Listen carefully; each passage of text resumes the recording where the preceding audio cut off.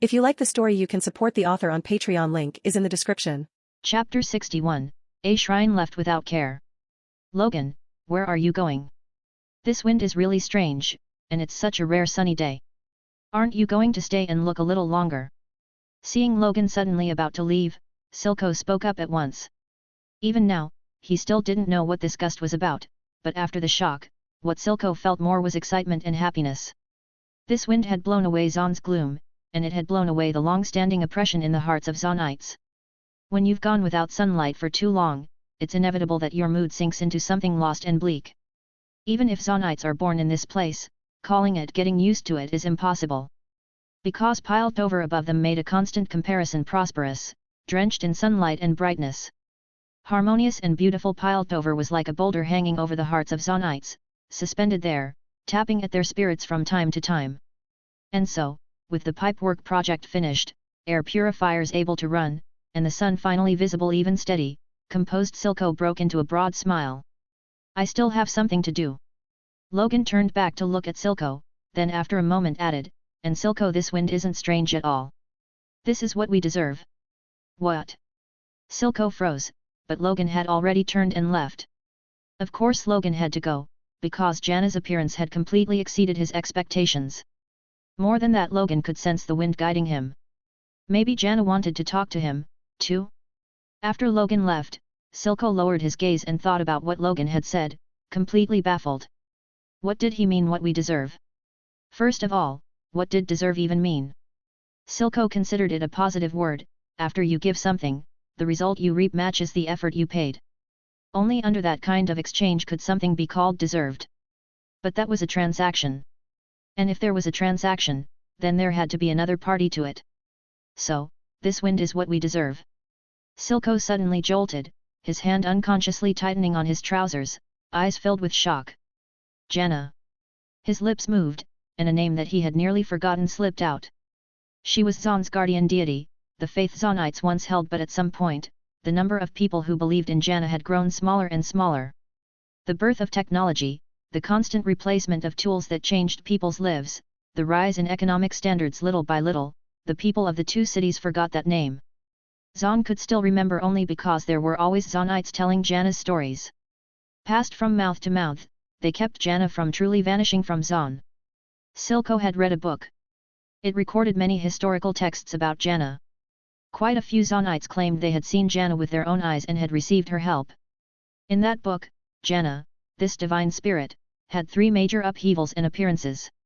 One was 1,000 years ago, when the nation known as Shurima carried out a large-scale purge of Jana's shrines, an enormous campaign to reject faith in false gods. One was 500 years ago. Back then, there was no Piltover, only Zaun. Piltover people called it wild history and refused to acknowledge it, but the records were crystal clear. Piltover and Zaun had once been one, only divided into two halves. The rise of science left Zaunites with no time to believe in Jana. They began a massive maritime construction project. The Zaunites of that era tried to build a shipping route that would connect the continent of Valoran and the continent of Shurima, pouring enormous wealth, manpower, and time into it. People started focusing on what was right in front of them, placing their dreams in their own hands and the mechanisms they designed. Prayers to Jana dwindled, and so she gradually faded out of history. And the third time was the Great Canal Incident, also the story Silco believed least. Because of the canal excavation, one region of Zaun sank down to the western sea level, forming what Zaun is today. In that catastrophe, thousands of people were swept into a raging sea. Above them, buildings and rubble crashed down as they struggled on the edge of death. And then someone called for Jana. Then Jana appeared. Most of the Zaunites were saved because of it. Afterward, they all claimed they had seen a white divine spirit. That was probably the biggest reason people in Zaun still believed in Jana even now. But Silco didn't believe it. Because if Jana truly existed, if there truly was a benevolent deity who loved Zaunites and protected Zaun, then where was she when they were oppressed by Piltover, forced to scrape out a living in mines, living in endless darkness? Silco's eyes were complicated as he shook his head, unable to believe it. Jana? Wait, Silco, you still believe in that? Jinx's voice sounded beside him. Silco turned his head and saw Jinx pressing both hands to her hair buns, staring at him with a face full of curiosity. With a slim waist, long legs, and perfect proportions, Jinx bent at the waist and lifted her chin to look at Silco's face, then continued. Jana, the wind spirit from the legends. But isn't that just a story? Yet. It's just a story. Silco nodded. Besides, you can't even find Jana's shrines anymore. Back in the day you could still see some wall paintings, but now you can't even find those. Jinx thought for a moment, then added. But if you want to believe in Jana, Silco, I know a place that sells wooden plagues for Jana's followers. A lot of people in Hope community believe in Jana. I can go buy you a few. Silco shook his head. Then he suddenly said, oddly, wait Jinx. Did you just say buy? Yet? What else? Jinx straightened up and blinked. The wind had completely scattered the big buns on her head, her blue hair blowing wildly. She didn't bother dealing with it. If she got pushed too far, she'd just cut it. In the past, when you wanted something, you'd steal it or snatch it. I never thought the word buy would ever come out of your mouth. I'm a law-abiding citizen now. Jinx patted her chest, at least, where a chest would be. Oh, right, where's Logan? He had something come up. Silco said. Where'd he go? Don't know. Then how long has he been gone? If I chase him now, can I still catch up? I said I don't know. Silco suddenly sounded a little impatient. At the same time, Logan arrived at a high point in the lanes. On the roof of a building, he reached out and pushed open a dust-caked railing, staring at the scene before him. He had followed the wind's guidance to this place, and even he felt uneasy. He was afraid he'd misunderstood what Jana meant, but he still came. Because who knew when the next time he could see Jana would be when he'd hear her voice again. Before him was a small attic room, looking like no one had come here in a long time. The moment Logan pushed the railing aside, dust surged into his face. In this tiny room of less than 2 square meters, there sat a strange wooden shrine and a portrait. The woman in the portrait had a slender figure. She wore a long white dress and held a long staff of green wood. Her features had been deliberately blurred, but she had a pair of long, pointed ears. The portrait was placed on a shrine. The shrine wasn't big, about 30 centimeters tall. In the center was a wooden plaque carved with strange symbols. Logan sensed a faint energy in the air similar to the soul energy in the spirit blossom, yet also different. He pressed his lips together. Jana. He said. I'm here, she said. Chapter 62, A Talk with Jana, EC. The ethereal voice sounded beside his ear. Logan looked toward the shrine and saw a green light appear, gathering into a glowing orb. Then the green orb shifted and took shape as a little green bird only about the size of Jinx's hand. The bird's body was extremely thin, and the cyan green glow around it flickered in and out. It flapped its wings twice, as if trying to fly up, but it couldn't manage it. Logan stepped forward and raised both hands, cupping them and holding them out in front of the shrine. The little green bird straightened up. It looked at Logan, then at Logan's hands, and then, with visible effort, hopped into Logan's palm. Cradling the bird, Logan lowered his head to look at it and said, I didn't think our first meeting would look like this. First. The bird looked at Logan. That ethereal voice sounded again, gentle, holy, with a faint hint of a smile. No, Logan. This isn't our first meeting. When you were born, we already met, it said. It dipped its head and lightly pecked at its feathers, then continued, I know every Zaunite. Then why, have you never shown yourself? Logan hesitated, then asked. It wasn't just what Logan wanted to ask. It was probably what every Zaunite, especially those who believed in Jana, wanted to know most. Why, didn't you appear when we needed you the most? Because I was sleeping, Jana said. But even while I slept, I was watching you. The little green bird shifted, curling into a small bundle in Logan's palm, and said softly, my faith power wasn't enough to keep me awake for long, so I spent most of the year in deep slumber. Sometimes I would wake up, then watch over you from places you couldn't see, helping you. I wanted to tell you that I was right beside you, but I couldn't. Because when you needed me, I couldn't appear whenever you called. But today is different. Today, I received a great deal of faith power. But you look really weak right now, Logan said. The form Jana had taken truly looked fragile, as if this tiny green bird might scatter into light in the very next second. Even the way Logan held her was careful, as though he was afraid of breaking her.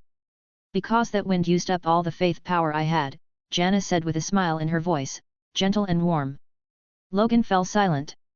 Thinking back to that moment, Logan's thought had been simple, if only every Zaunite could see the sun like this. Had that voice inside his heart reached Jana's ears? It sounded a little self-absorbed, but Logan really couldn't help thinking that way. And Jana could see what Logan was thinking. Having lost followers and lacking faith power, Jana was still a god, no matter what.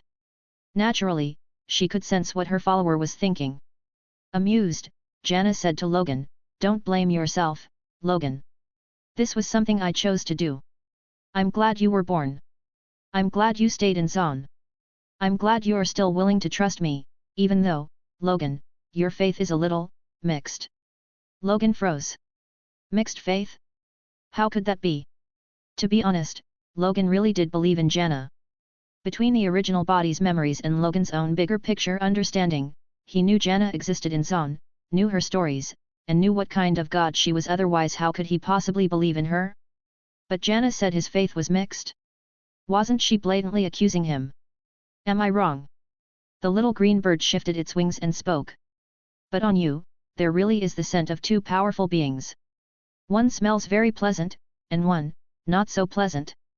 I'm not saying it's evil, but that scent isn't pleasant, Logan. Hearing that, Logan reacted and immediately understood who those two powerful beings were. You can sense that? Logan swallowed and asked. Even if I'm very weak right now, Logan. I'm still a god, Jana said. Logan's mouth twitched. God damn it. Thresh. I'm already so far away from you. There was too much to do in Zaun. The energy meter in Logan's Spirit Blossom space had actually been full for a long time, but he still hadn't gone back, and no, it had been so long already. How was that bastard Thresh still keeping tabs on him? Like a curse that wouldn't go away seriously. Believing in Ahri? No problem. Logan was more than willing. Believing in Thresh? What a joke. Was Logan insane? Anyway, Logan, don't feel guilty about my condition. If it weren't for you, I think it would have been difficult for me to wake at all. And besides, I'm truly happy you've been able to stand back up again. This is really good. Logan, you've done wonderfully. Under your lead, Zaun is getting better. If Jana were also one of the spirits within the Spirit Blossom realm, then Logan guessed her displayed favorability wouldn't be low. After all, the words Zaunite alone were enough for Jana to feel goodwill toward him. And Jana's compassion was almost excessive. She didn't only help Zaunites who believed in her. She helped anyone who endured quietly and carried kindness in their heart. After all, even in Bilgewater, there were followers of Jana. People who lived by the sea, more or less, had all received her help before. Thank you for the praise. Then, Jana, what are you going to do next? Logan asked the important question. Actually, I don't know, Jana said. The little green bird shook its small head in Logan's hand, looking oddly cute, but it was far too thin, thin enough that it was only about as thick as two of Logan's fingers. But I think I'll stay by your side. I'll accompany you and watch Zaun get better day by day. And I need your help, Logan. Go on. I need faith power. For you right now, that shouldn't be too difficult. I understand. Leave it to me. But Jana, there's something else I want to ask you.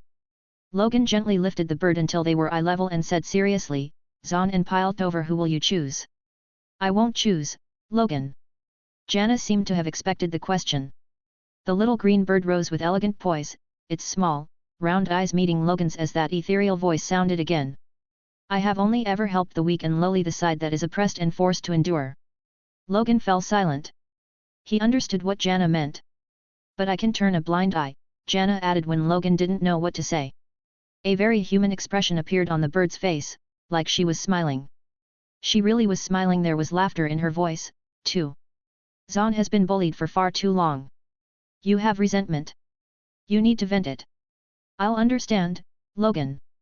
I'm not some lofty god looking down from above. I told you I've always been beside you. I remember I once helped a Zaunite. He was bullied relentlessly and thrown out of Piltover, so I helped him take revenge. I helped him prank those self-important people. So you can do what you want to do. You're not worried my revenge will be extreme? Logan thought for a moment and asked. Jana shook her head and said with a smile, I'm not worried. After all, you care about how I would feel about something like that, which means you're a kind person. All right. I really wasn't planning to do that, but I also don't plan to forgive what Piltover has done, Logan said frankly. But right now, what I should be thinking about isn't those Pilties. What I should be thinking about is, how to reintroduce you to Zaun. Logan set the little green bird onto his shoulder, then walked out of the tiny room. Looking out at the rare, bright Zaun overlooking the sump, Logan thought about how to introduce Jana to the people around him. Show up with a little green bird on his shoulder, then tell Jinx and Silco, "Hey, I found our god. Look, Jana." Jinx would probably be thrilled and start playing pretend with him on the spot. Grab a bug and declare it the stinky little world-ending insect, or something. Chapter 63, Jana is actually real. EC. Spirit Blossom Gang Hideout. By the time Logan returned, more than an hour had passed, and the people gathered around the Spirit Blossom Gang had already drifted away one after another. Most of them hadn't slept all night, and their work shift had stretched to 30 hours. Once the excitement faded, the drowsiness naturally hit. Logan entered the house with Jana. The little green bird sat on his shoulder with half-lidded eyes, dozing. It looked like, with her faith power running low, Jana was having trouble staying fully awake. Inside the room, Silco hadn't left. He was eating breakfast at a table. When Logan walked in, Silco lifted his eyes to glance at him, then lowered his head and kept eating. After a couple more bites, he dabbed his mouth with a napkin in an elegant motion, looked up at Logan, and said, "I still have a few things to discuss with you. You left too quickly, so I waited here." "Perfect timing, Silco." Logan looked at him. "Compared to what you want to talk about, I think what I'm about to say is more important. I've got something to tell you." As he moved deeper into the house, he added, "Wait here.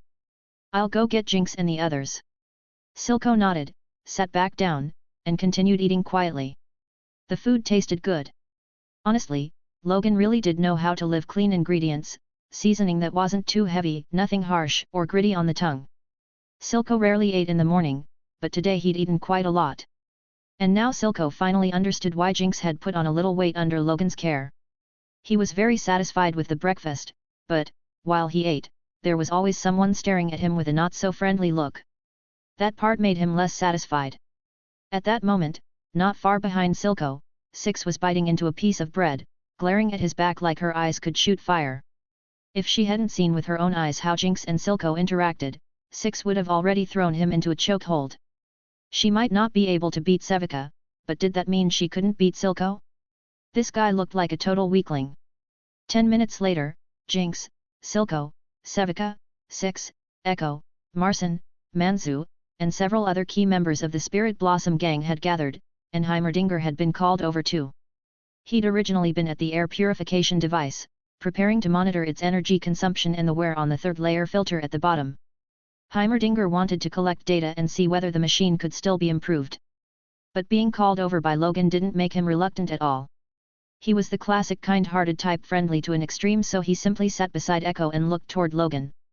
The longer he looked, the more Heimerdinger's eyes drifted toward Logan's shoulder, confusion creeping into his expression. Then his eyes widened. His huge head bobbed as if his mind couldn't catch up, and he stammered, unable to get the words out. And at that moment, Logan spoke. "Everyone. I called you here because I have something to tell you." Logan took a deep breath and said in a low, steady voice. He knew how shocking what he was about to say would be. When he'd first seen Jana, even Logan, who'd already suspected the truth, had been stunned. So there was no reason these people wouldn't be. Logan didn't bother building suspense, because there was no need. Besides, this was something they might not be able to accept, but would have to accept anyway. "The thing I'm telling you is this: I found our god. Jana." "I found Jana," Logan said loudly. "Hey. Jana? Wait, boss, are you sure? I mean, are you sure you're not just out of it?" "Jana, Logan, isn't that just a story?" "Jana." Jinx had both hands wrapped around her slender ankles, rocking her body back and forth. When she heard him, she said, "So you finally decided? You want to play pretend with me?" It was obvious nobody believed him. If Logan had said he'd seen the goddess Jana, and that she'd given him a message to lead Zaun, everyone would think it sounded absurd, but it wouldn't be impossible to believe. After all, Logan was already so strong that no one could understand him. And if he claimed he was Jana's follower and had received her help, people would be more than willing to believe it and even more willing to help spread the story. But what was Logan saying? He found Jana? Logan didn't explain. He simply raised a hand and lightly touched his shoulder with a fingertip. His index finger brushed the little bird's head, and he said softly, "I'm going to need you to show yourself, Jana."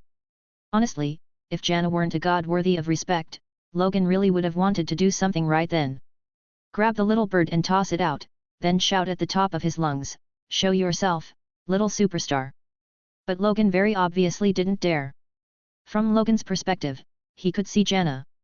But from everyone else's perspective, Logan was just touching his own shoulder in a strange way without even touching anything. My goodness! But in the crowd, one person reacted differently. Heimerdinger. His eyes wide, he stood up, stepped out from Echo's side, and walked toward Logan, wringing his small hands together. His big eyes blinked rapidly as he looked up at Logan's shoulder. "This is real? You're really still here. So the disaster records were true, and I wasn't wrong." Ever since Logan walked in, I've felt a kind of energy, Heimerdinger muttered. Yordles were born with a natural affinity for magic, beloved by Runeterra itself. Elemental spirits were always willing to lend them a hand. Kind, innocent Heimerdinger was certainly one of those. A green glow flickered into view. The little green bird manifested on Logan's shoulder and lowered her head to look at Heimerdinger. "This should be our first meeting, kind Yordle," Jana said softly. That ethereal voice echoed through the room. "What the hell?"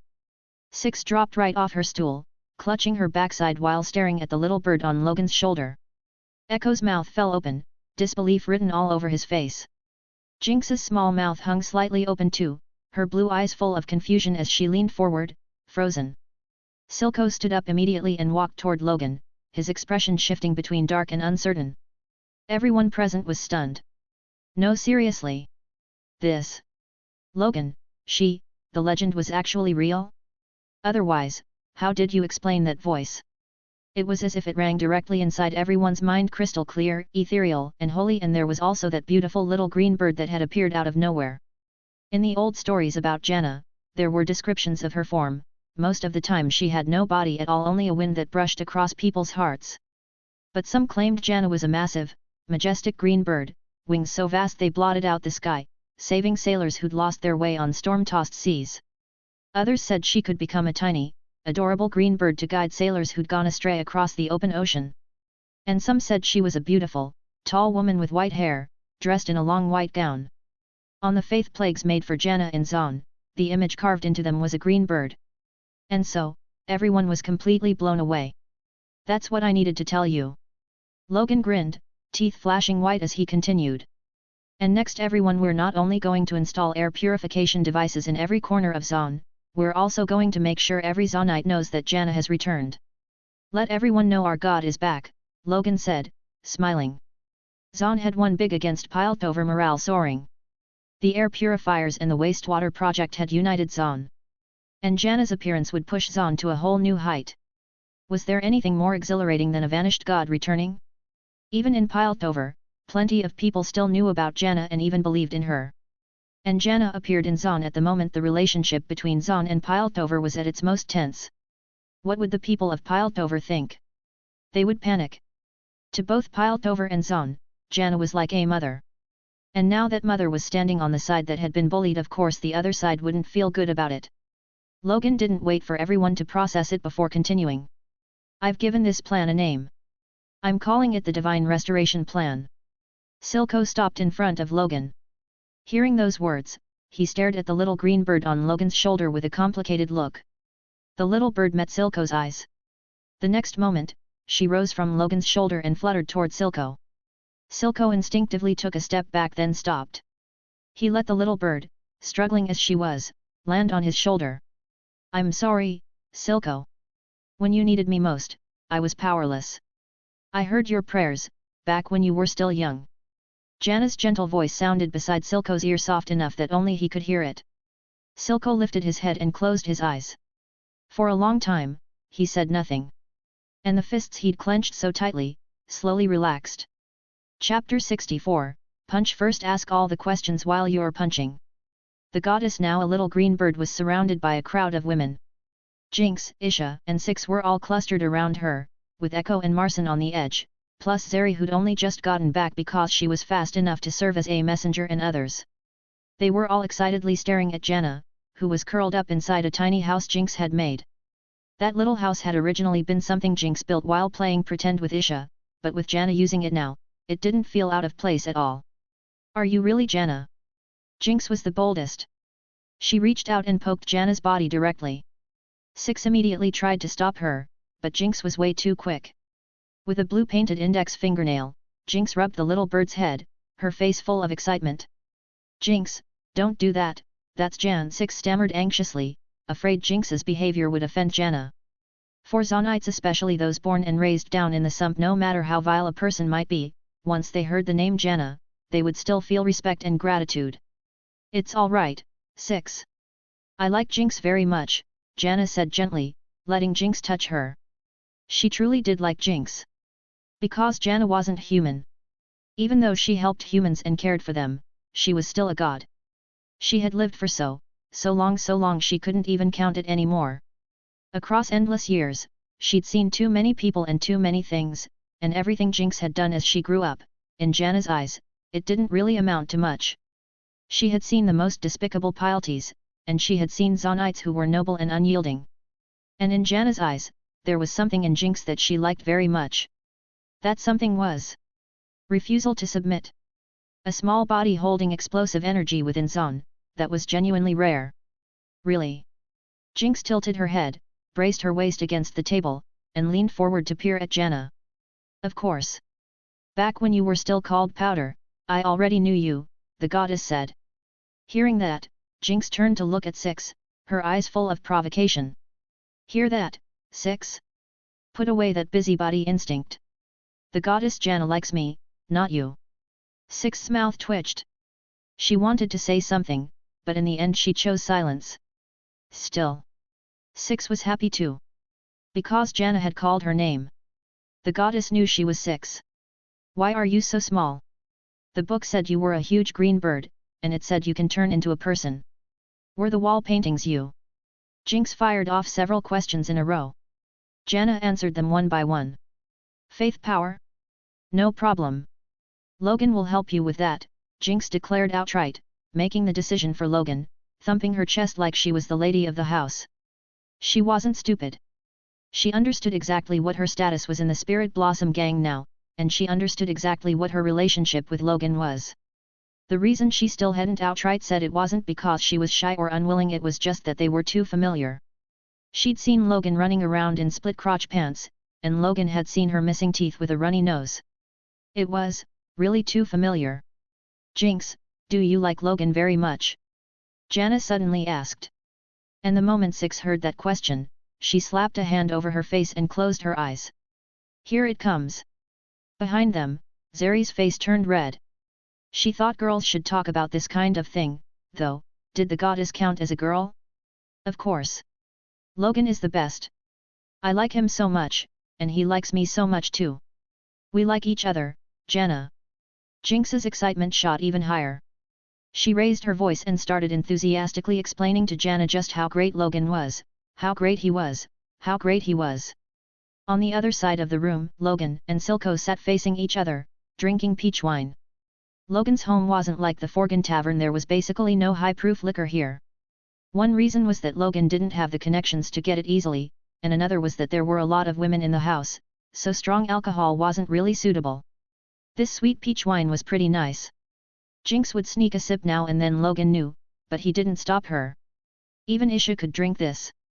More than wine, it was basically fruit juice. I've already said my part. It's exactly what you saw, Silco.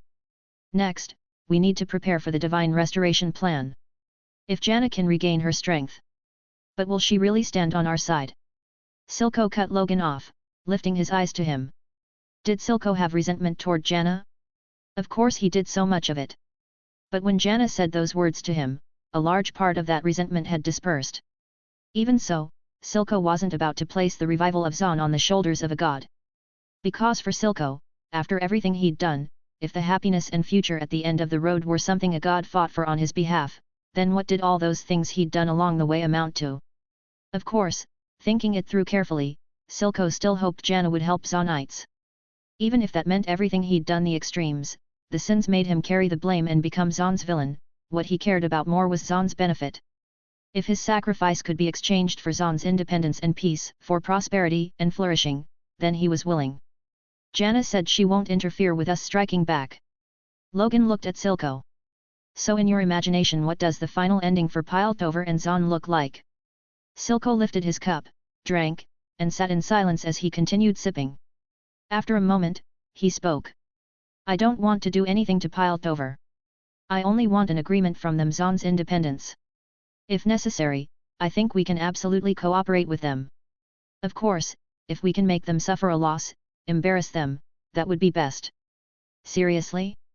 You don't want to kill them all? Don't make me sound that evil, Logan. Silco rolled his eyes, then continued, I did a lot of extreme things, but in the end it was all for Zaun's independence. Besides, there are good people in Piltover, and Zaun once benefited from Piltover too. Kill them all? Leaving aside whether we could have done that before right now, can we even do that? And in your eyes, do I look like some dictator warlord? I'm just a businessman, and I happen to have the part-time job of being a politician. Then it's simple. I'll sum it up with something Six says all the time. Silco was curious. Oh. Throw the first punch then ask every question while you're throwing it, Logan said with a grin. Six's line was incredibly useful. Don't worry about anything else, hit first, make it hurt, show the muscle, and then think about what comes next in the negotiation. Because our relationship with Piltover is bad. That's just how it is. That suggestion is good. A bit crude, but effective. Silco nodded, accepting it. Then he elegantly lifted one leg over the other, fingers interlaced and resting on his knee, and said, now it's my turn. Logan, starting today, Sevika will listen to you. I'll have her bring part of my people into the Spirit Blossom gang. Of course, you can refuse them. Quite a few of them have bad habits.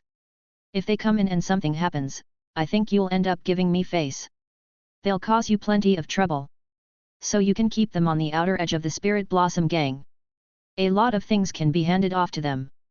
For example, things the Spirit Blossom gang shouldn't be seen doing. Silco looked at Logan, his gaze meaningful. Because even now, not every Zaunite will obey. Some people need to take a beating before they'll listen. All right. I get what you mean. Logan smiled slightly, an image already forming in his mind. When necessary, having Silco's people carry clubs to deal with troublesome residents, that really was workable. Silco nodded, stood up, and looked like he was about to leave. But Logan stopped him again. Wait. There's one more thing. More. Silco paused mid-motion, then sat back down and looked at Logan. Yeah. And it's important. Silco, I need to ask you for someone, Logan said seriously. A lot of Zaun's problems had been solved. So now, it was time for Vander to come back. Logan didn't know whether Singed had succeeded with his modifications, but he had to go and see. Because Singed didn't look like someone easy to deal with. Go on, Silco said. That is. Chapter 66, Vander is still alive. EC. Let's hear it. It's the chemist who used to be at your side, the one who made shimmer. I need to find him. You're going to have to brace for some cold water, Logan. Silco looked at Logan calmly, his voice low. He left my organization not long ago. I don't know where he went. Left? But wasn't he working with you? Logan stared. Singed left? How was that possible? Logan remembered that at the end of Arcane, wasn't Silco relying on Singed to save Jinx? How could he have left? We were never more than partners. Silco rested his hands on the tabletop, clasped them, then spread them again as he spoke. He needed shimmer for something, and I needed shimmer to change Zaun. I got what I wanted, he got what he wanted. We went our separate ways. Isn't that perfectly normal? The time he left was probably around when I first started working with you. Silco continued. Shimmer production slowing down in bulk meant a lot of his research funding ended up being spent on you. Tell me, what reason would he have to stay by my side after that? Do you know where he went? Logan asked quickly. Singed was dangerous. In science, especially alchemy and pharmacology, his talent was even greater than Heimerdinger's. The man was practically designed as Heimerdinger's mirror. Heimerdinger really was Jace and Victor's teacher, but if you had to be precise. Victor's real teacher was Singed. Jace was the classic self-taught type, while Echo was Heimerdinger's true student. Put that way, Counselor Talus really was impressive, founding his own school of thought and all. In any case, Singed was a genius on par with Heimerdinger, but unlike Heimerdinger, their hearts were different. Neither cared about power, but Heimerdinger had no cravings, he lived cheerfully, day after day. Singed, though? It was obvious. He was trying to save his daughter. And a father who loves his daughter that much will do anything for her. How could someone like that be allowed to roam Zaun freely? He's probably still in Zaun, Silco thought for a moment, then said. Some out-of-the-way place around the entresol, maybe. You might be able to find him. He added, his experiments require a lot of equipment. He can't be moving constantly, and he has to avoid crowds. So he won't be hard to track down. With his situation, he also can't go to Piltover. But Logan, why are you looking for him? Silco's tone turned serious. He helped me, sure, but at the end of the day he's still in Topsideer. If you're hoping he'll truly join us, you're overthinking it. People like that aren't something you can control. I can't, either. Silco meant it. Because he'd worked with Singed for a long time, Silco knew exactly what kind of man he was. He looked refined and fragile, but in truth Singed was deep, ruthless. Just look at the things he used for test subjects. Human life meant nothing to him. He had no moral compass to speak of. There was a time Silco even believed that if he weren't keeping Singed on a leash, and that man started stirring trouble in Zaun with someone else, Zaun would be in real danger. He was too cruel. Too cold. Zaun, in his hands, was nothing but a tool. This matters to you too. It matters to me, to Jinx, to Six, to all of Zaun. Logan rubbed at his temple, a headache forming. The reason he hadn't gone looking for Singed before was simple, Logan had too many things to deal with. And even if Vander really had come back, communicating with a man turned into a werewolf would be a whole other nightmare.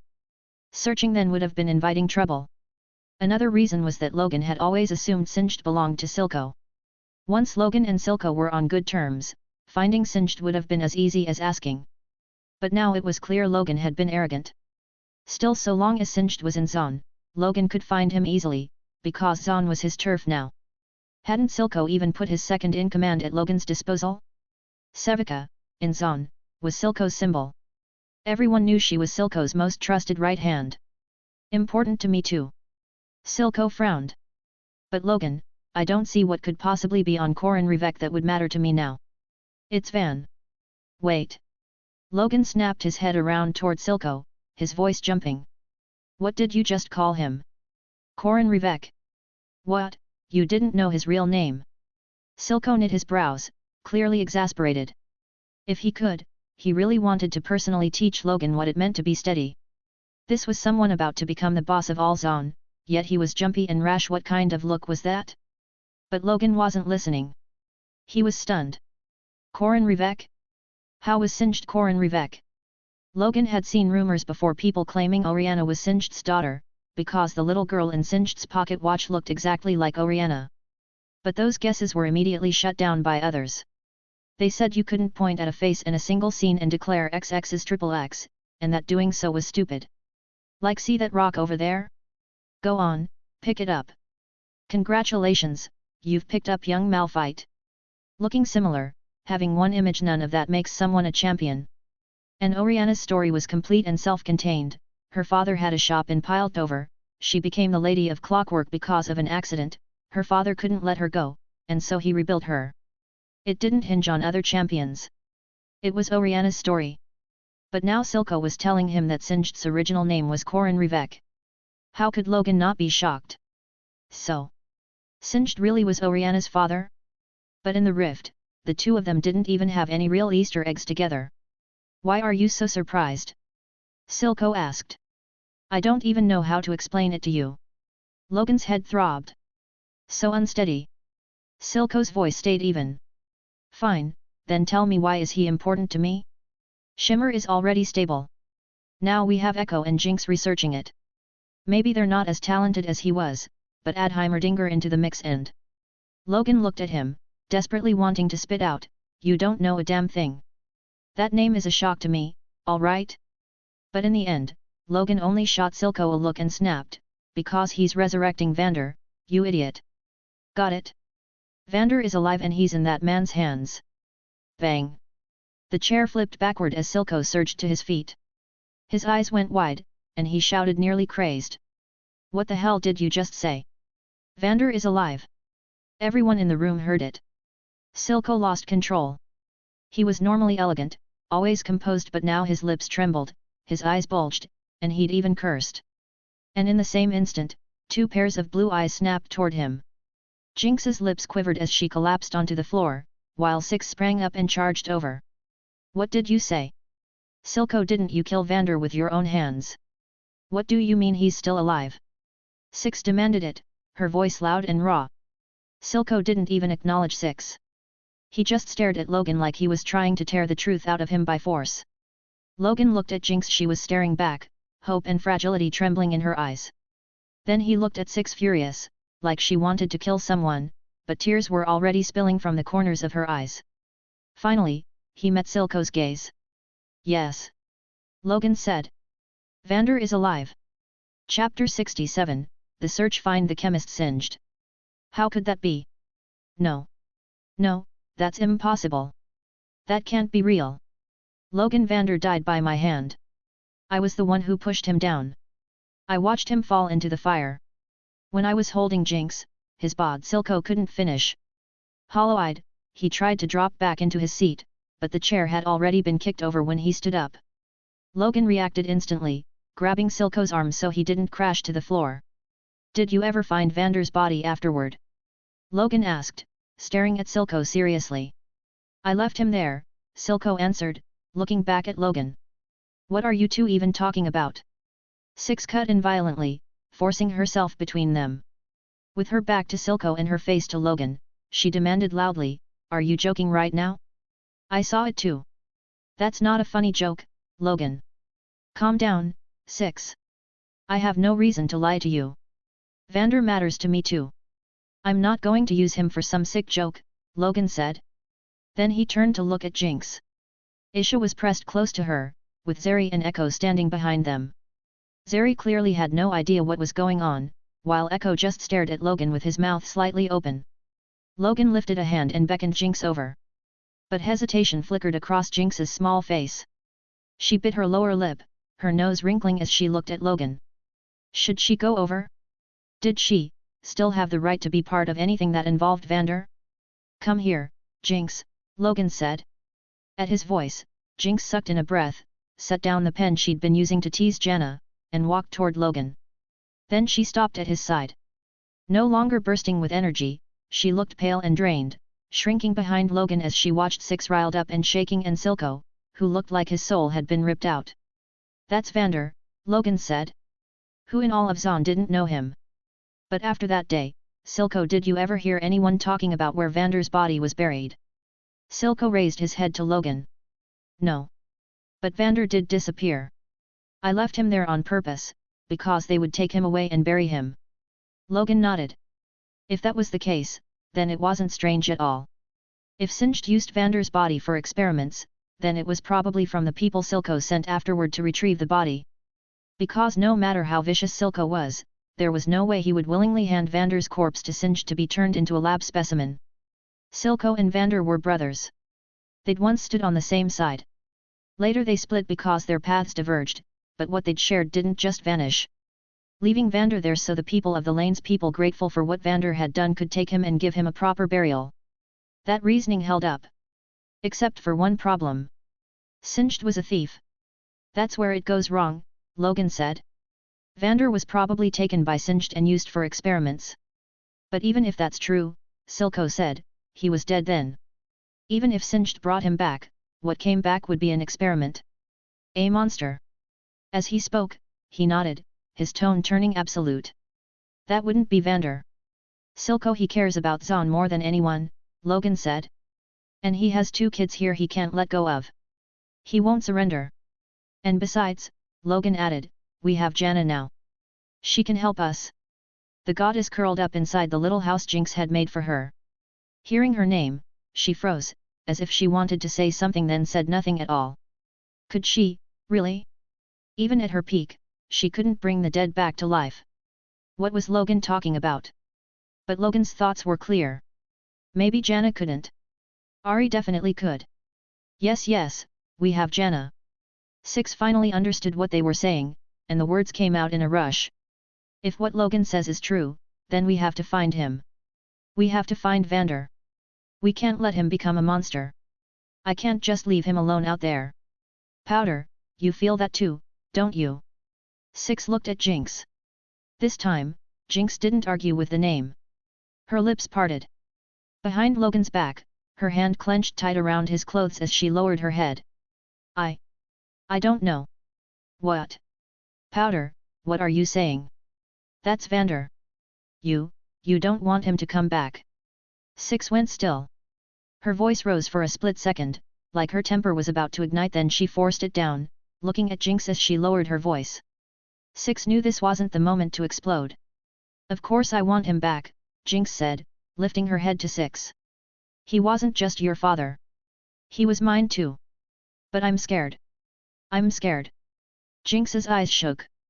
What I did, would Vander blame me? Would he forgive me? Logan went quiet, about to speak when another voice cut in. Jinx.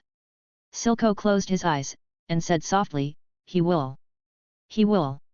I'm sure of it. When Silco opened his eyes again, his certainty was unwavering. Yes.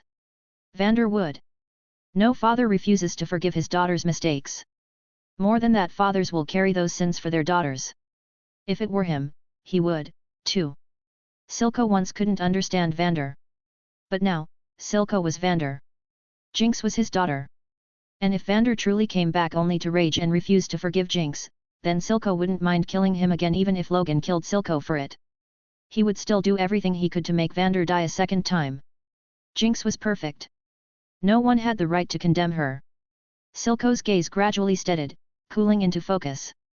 He looked at Logan and said in a low voice, "All right, Logan. Tell me everything, tell me how I'm supposed to find my brother. The brother I killed, and who somehow came back." "Easy," Logan said. "First, we find Singed. Once we find him, we restrain him immediately. Don't listen to a single word he says, doesn't matter what it is. Lock him down first, and then I'll figure out how we deal with the rest." Logan's voice was hard with conviction. He raised it, making sure everyone heard. "I have a way." "Sevika," Silco said. "You heard all of that, right?" "I understand," Sevika nodded. She turned and walked straight out of the room. "Logan," Silco said seriously, "at the latest by tomorrow, I'll turn all of Zaun upside down and find Singed for you. I won't make you wait long." After he said it, he looked at Jinx. Jinx was looking back at Silco, her expression tangled and complicated. If Vander came back, then what did her relationship with Silco become? Two fathers? It was something Jinx had never imagined. No, maybe she had three fathers. Would Vander accept Silco? The worry was practically written all over her face. "Don't worry," Silco said with a small smile.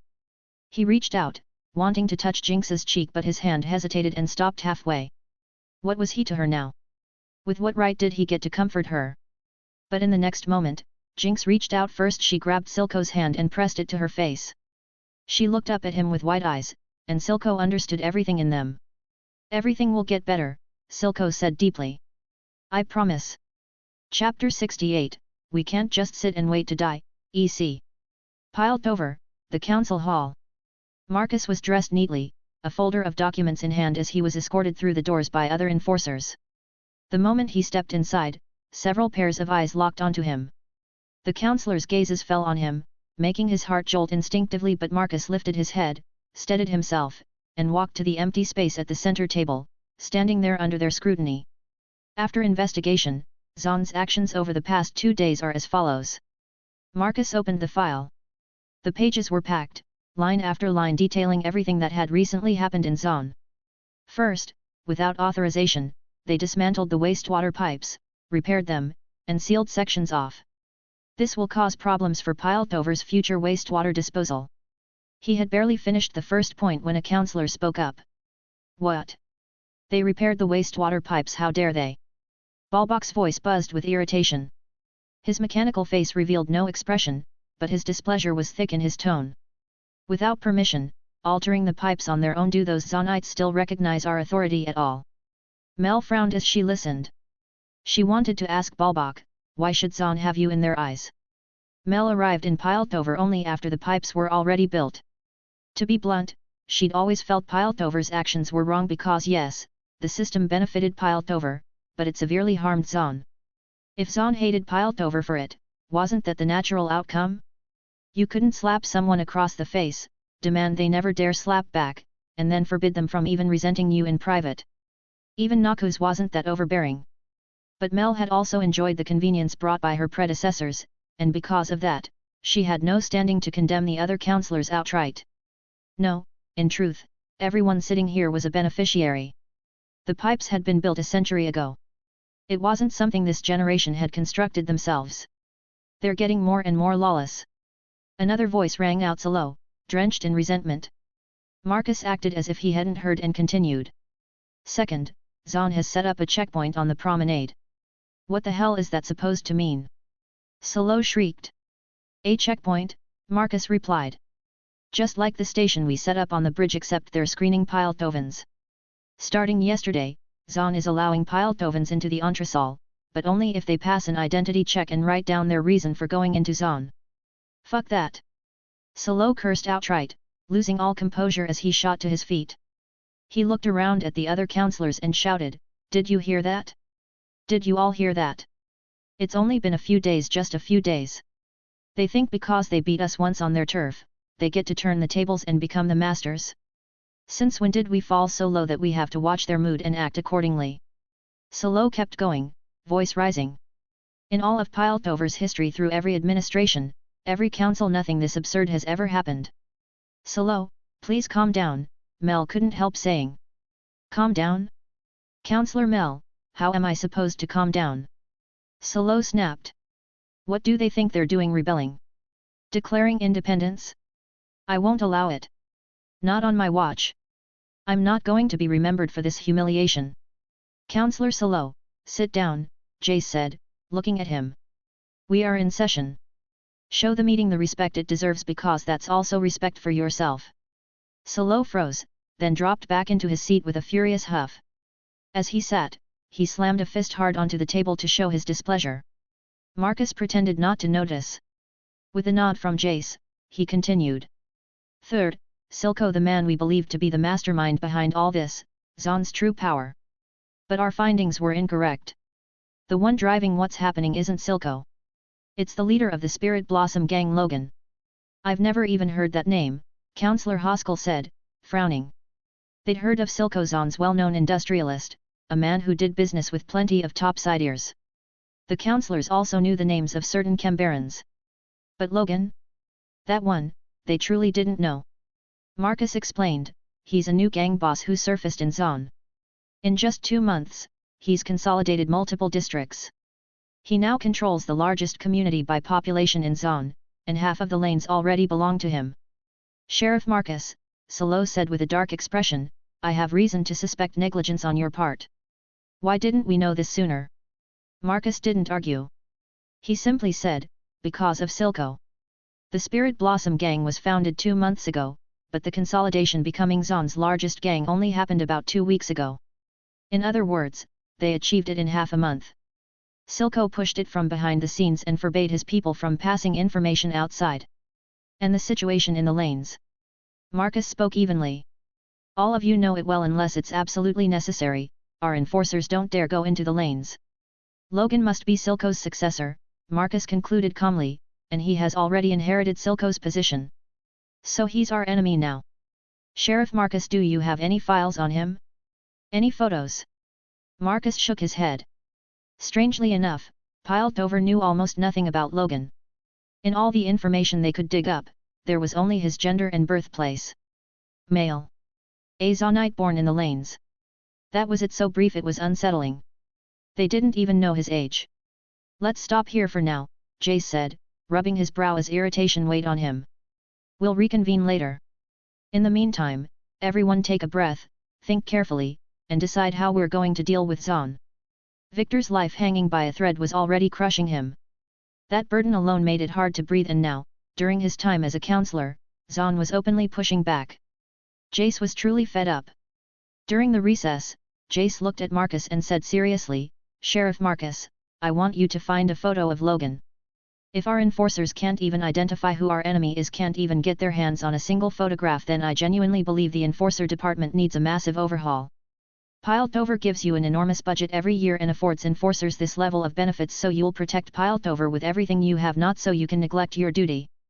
Marcus met Jace's eyes and nodded. "Understood, Counselor Talus. I promise I'll do it." "All right. Everyone, disperse," Jace said, lowering his hand in a dismissive wave. The counselors looked at him, some openly displeased, others nodding along. And Mel's eyes were full of worry and concern. Chapter 69, Call Me Counselor. An hour and a half later, the council convened for a second session on Zaun. Jace and Mel had only just sat down side by side when the other counselors began filing into the chamber, until one figure made Mel's eyes narrow. Mel's brows drew tight as she watched Ambessa step in. She took a slow breath. "Mother. What are you doing here again?"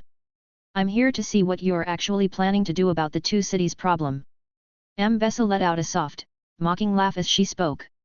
"What, am I unwelcome because I'm a Metarda, or because I'm a Noxian who came a long way to be here?" Her white hair was tied back neatly as she strode straight to the observers' gallery, chose a seat, and sat down. Two Noxians stood behind her. When Councillor Salo entered and saw Ambessa, he gave her a small nod. Councillor Balbach did the same, nodding once before going to his seat. Only Councillor Kiraman walked straight to her place without acknowledging Ambessa. She sat down and closed her eyes, waiting for the meeting to begin. Not long after, accompanied by an enforcer's announcement, Sheriff Marcus arrived as well. Unlike earlier, when he'd been immaculate during the first session, he was now dusty and travel-worn. He hadn't even put on his enforcer's cap. "All right," Jace said. "The meeting begins. Marcus, did you complete the task I gave you?"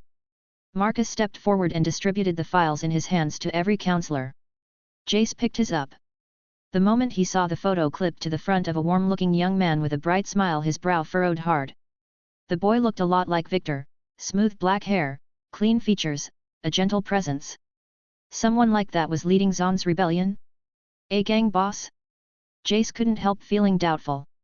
So this is the Logan Sheriff Marcus mentioned? Pretty good looking. He doesn't look that old. Sheriff Marcus, are you sure your intel is correct? He doesn't look like a gang boss. He looks like one of the students at the Piltover Academy. Ambessa lowered her gaze to the photo as well. With her influence and her status as Mel's mother, she could practically do whatever she wanted in Piltover, so of course the file had been placed in her hands too. She studied the picture, then lifted an eyebrow. The two Noxian soldiers behind her stared straight ahead, not even glancing down. Marcus listened to the murmurs. Only when the room quieted did he speak. "There won't be any mistake. This information was purchased from an informant on the promenade. Counselors, please flip to the back and look at the other photos." Jace did as instructed and turned the pages. Several more images appeared. One was a black-haired young man seen from behind, walking toward a tavern, with a group of gang members facing him, smiling at him. Another showed him on the entresol, mouth open as if issuing orders. And beside that photo was another picture, a large crowd of Zaunites wearing strange, graffiti-covered clothing decorated with bright patches and scattered petal-like pieces. The wastewater pipe project in Zaun was driven entirely by him, Marcus said. And the enforcers previously assigned to enforce the law in Zaun were killed by people wearing those graffiti-patterned clothes. Those people are the Spirit Blossom Gang. Logan is their leader. Based on our investigation, his relationship with Silco is likely a son-in-law and father-in-law situation. Silco's adopted daughter, Jinx, is currently in the Spirit Blossom Gang living with him. Members of the gang, including Kembarans and other criminals, all believe the two of them are a couple. And Zaun's underworld has confirmed something else. There's a saying in the lanes now used to mock Logan. What is it? Counselor Hoskell asked. Marcus answered, a lunatic who dares to touch a madwoman. He clarified on his own initiative, to the people in the lanes, Jinx is a dangerous psychopath, extreme, erratic, impossible to read. No one knows what she's thinking. So the fact that Logan dares to be with her kin except her makes them call him a lunatic too. The councillors looked up at Marcus. Their trust in his intelligence report noticeably increased. So Zaun is under his control now. Yes, Marcus said. Silco has appeared at the Spirit Blossom Gang's headquarters multiple times over the past 2 days. All of Zaun believes Logan and Silco are on the same side. Wouldn't the people of Zaun object? Silo couldn't help asking. Wouldn't they resist? Mel shot Silo a look and suddenly felt he was genuinely foolish. Marcus explained, pipe reform, community building, new rules. The Spirit Blossom Gang isn't like typical gangs. Logan doesn't squeeze Zaunites until they can't breathe. He's been cracking down on Zaun's criminal industries. Shimmer production stopped because of his order. He banned shimmer from circulating on the black market and helped residents start businesses. So even if he and Silco are wearing the same pants now, what Logan has done makes a lot of Zaunites willing to trust him. Counselors, Marcus said sternly, don't underestimate him because of his face or his age.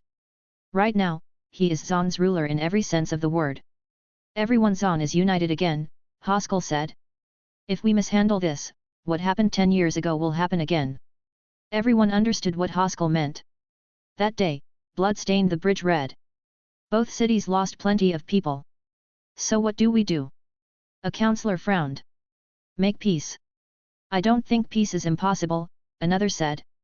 Let's be honest, Zaun is making all this noise because they want autonomy, right? They don't want to recognize our government. In the past we needed their resources and labor, but now we have Hextech. I don't think we need to collide head-on with Zaun right now. Counselor Balbach is right. We can wait until Hextech advances and we've developed Hextech weapons, then tear up the agreement, can't we? Sign it and tear it up. Counselor Kiraman's eyes hardened as she looked toward Silo, voice low with displeasure. Do you think that's reasonable, Counselor Silo? If we do what you suggest, what do you think Piltovans will think of us? Then what? Silo snapped back. Counselor Kiraman, you really want to watch Zaun slip out of our control?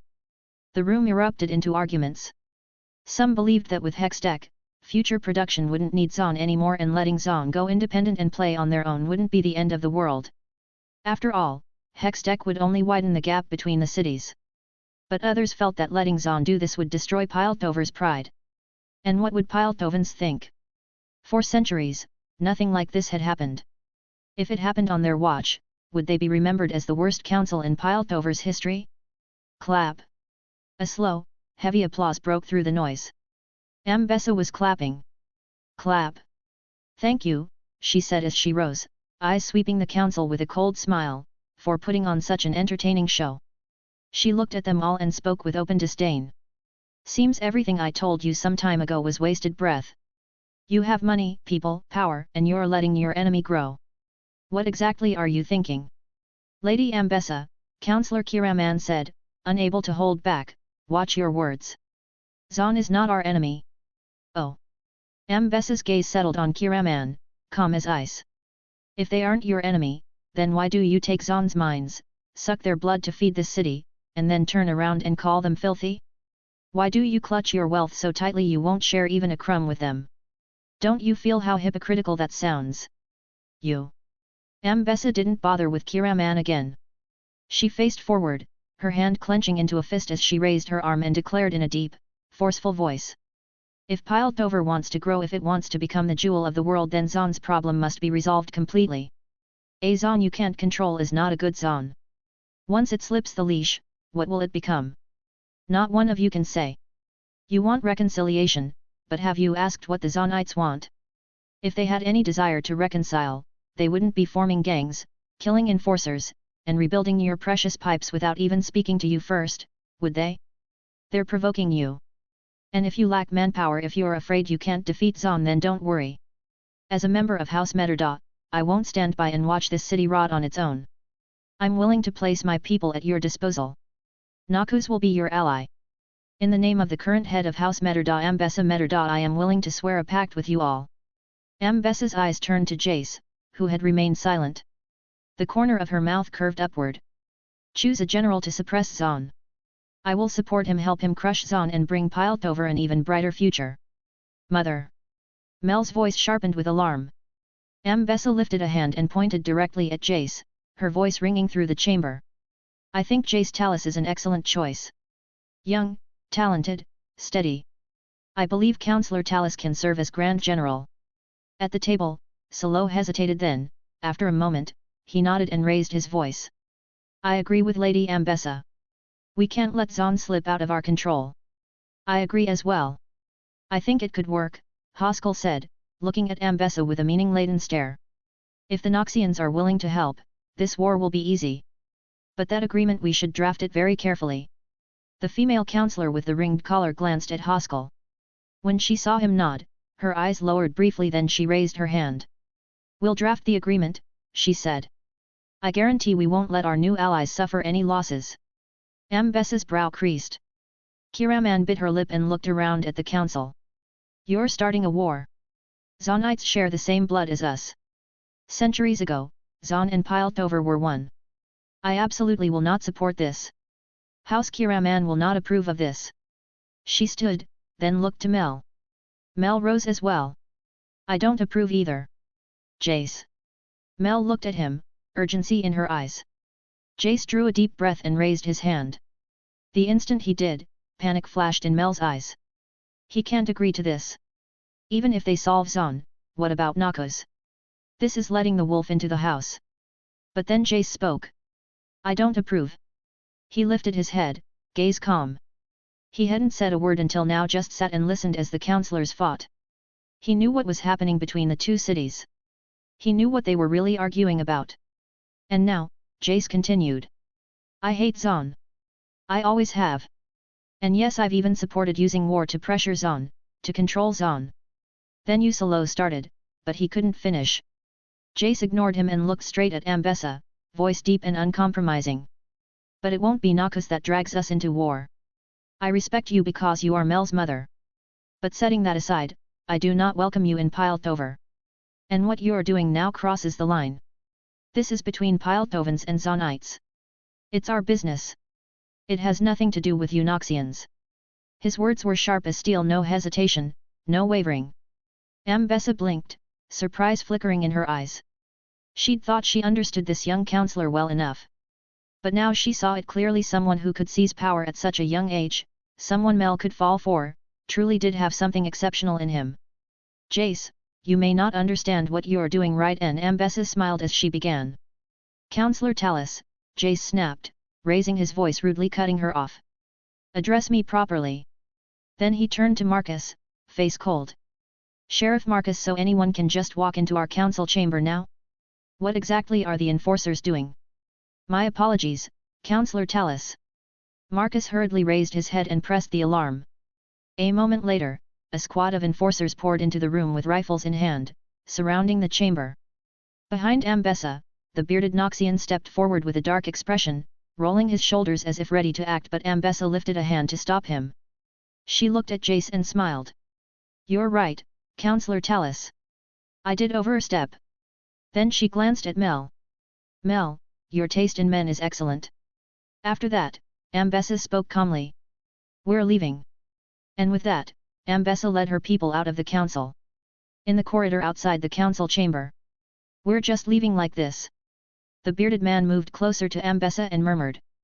Ambessa replied, send a team to buy the kind of clothes Zaunites wear. Then choose a few places, cause some damage, and kill a few people. Now. The bearded man froze, frowning. They aren't idiots. They'll know we did it. It doesn't matter if they know it was me, Ambessa said, hands clasped behind her back as she walked forward, expression steady. We don't need them to believe Zaun did it. We only need the people of this city to believe Zaun did it. The bearded man's eyes lit up. He lowered his head. Understood. I'll arrange it immediately. Peace. Ambessa let out a cold laugh. Fuck your peace. Chapter 70, The Ever-Changing. Zaun, the Entresol. Early in the morning, local residents saw the Spirit Blossom gang show up here again. Watching them, curiosity was written all over their faces. All day yesterday, the Spirit Blossom gang had turned the lanes upside down. The Entresol and the promenade too. And today, they were here again. Of course, turned upside down didn't mean they literally tore Zaun apart. Their search didn't really affect the locals or cause trouble. It was a bit loud, sure, but just loud.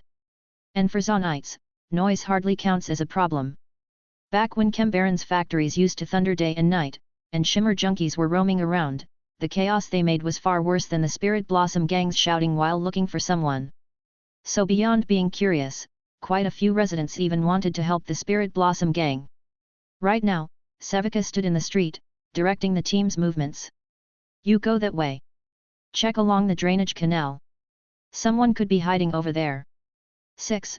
Take people over to Broken Gorge. There aren't many folks around there, search carefully. Scar, take people up high and check from above. Go over every place marked on this map.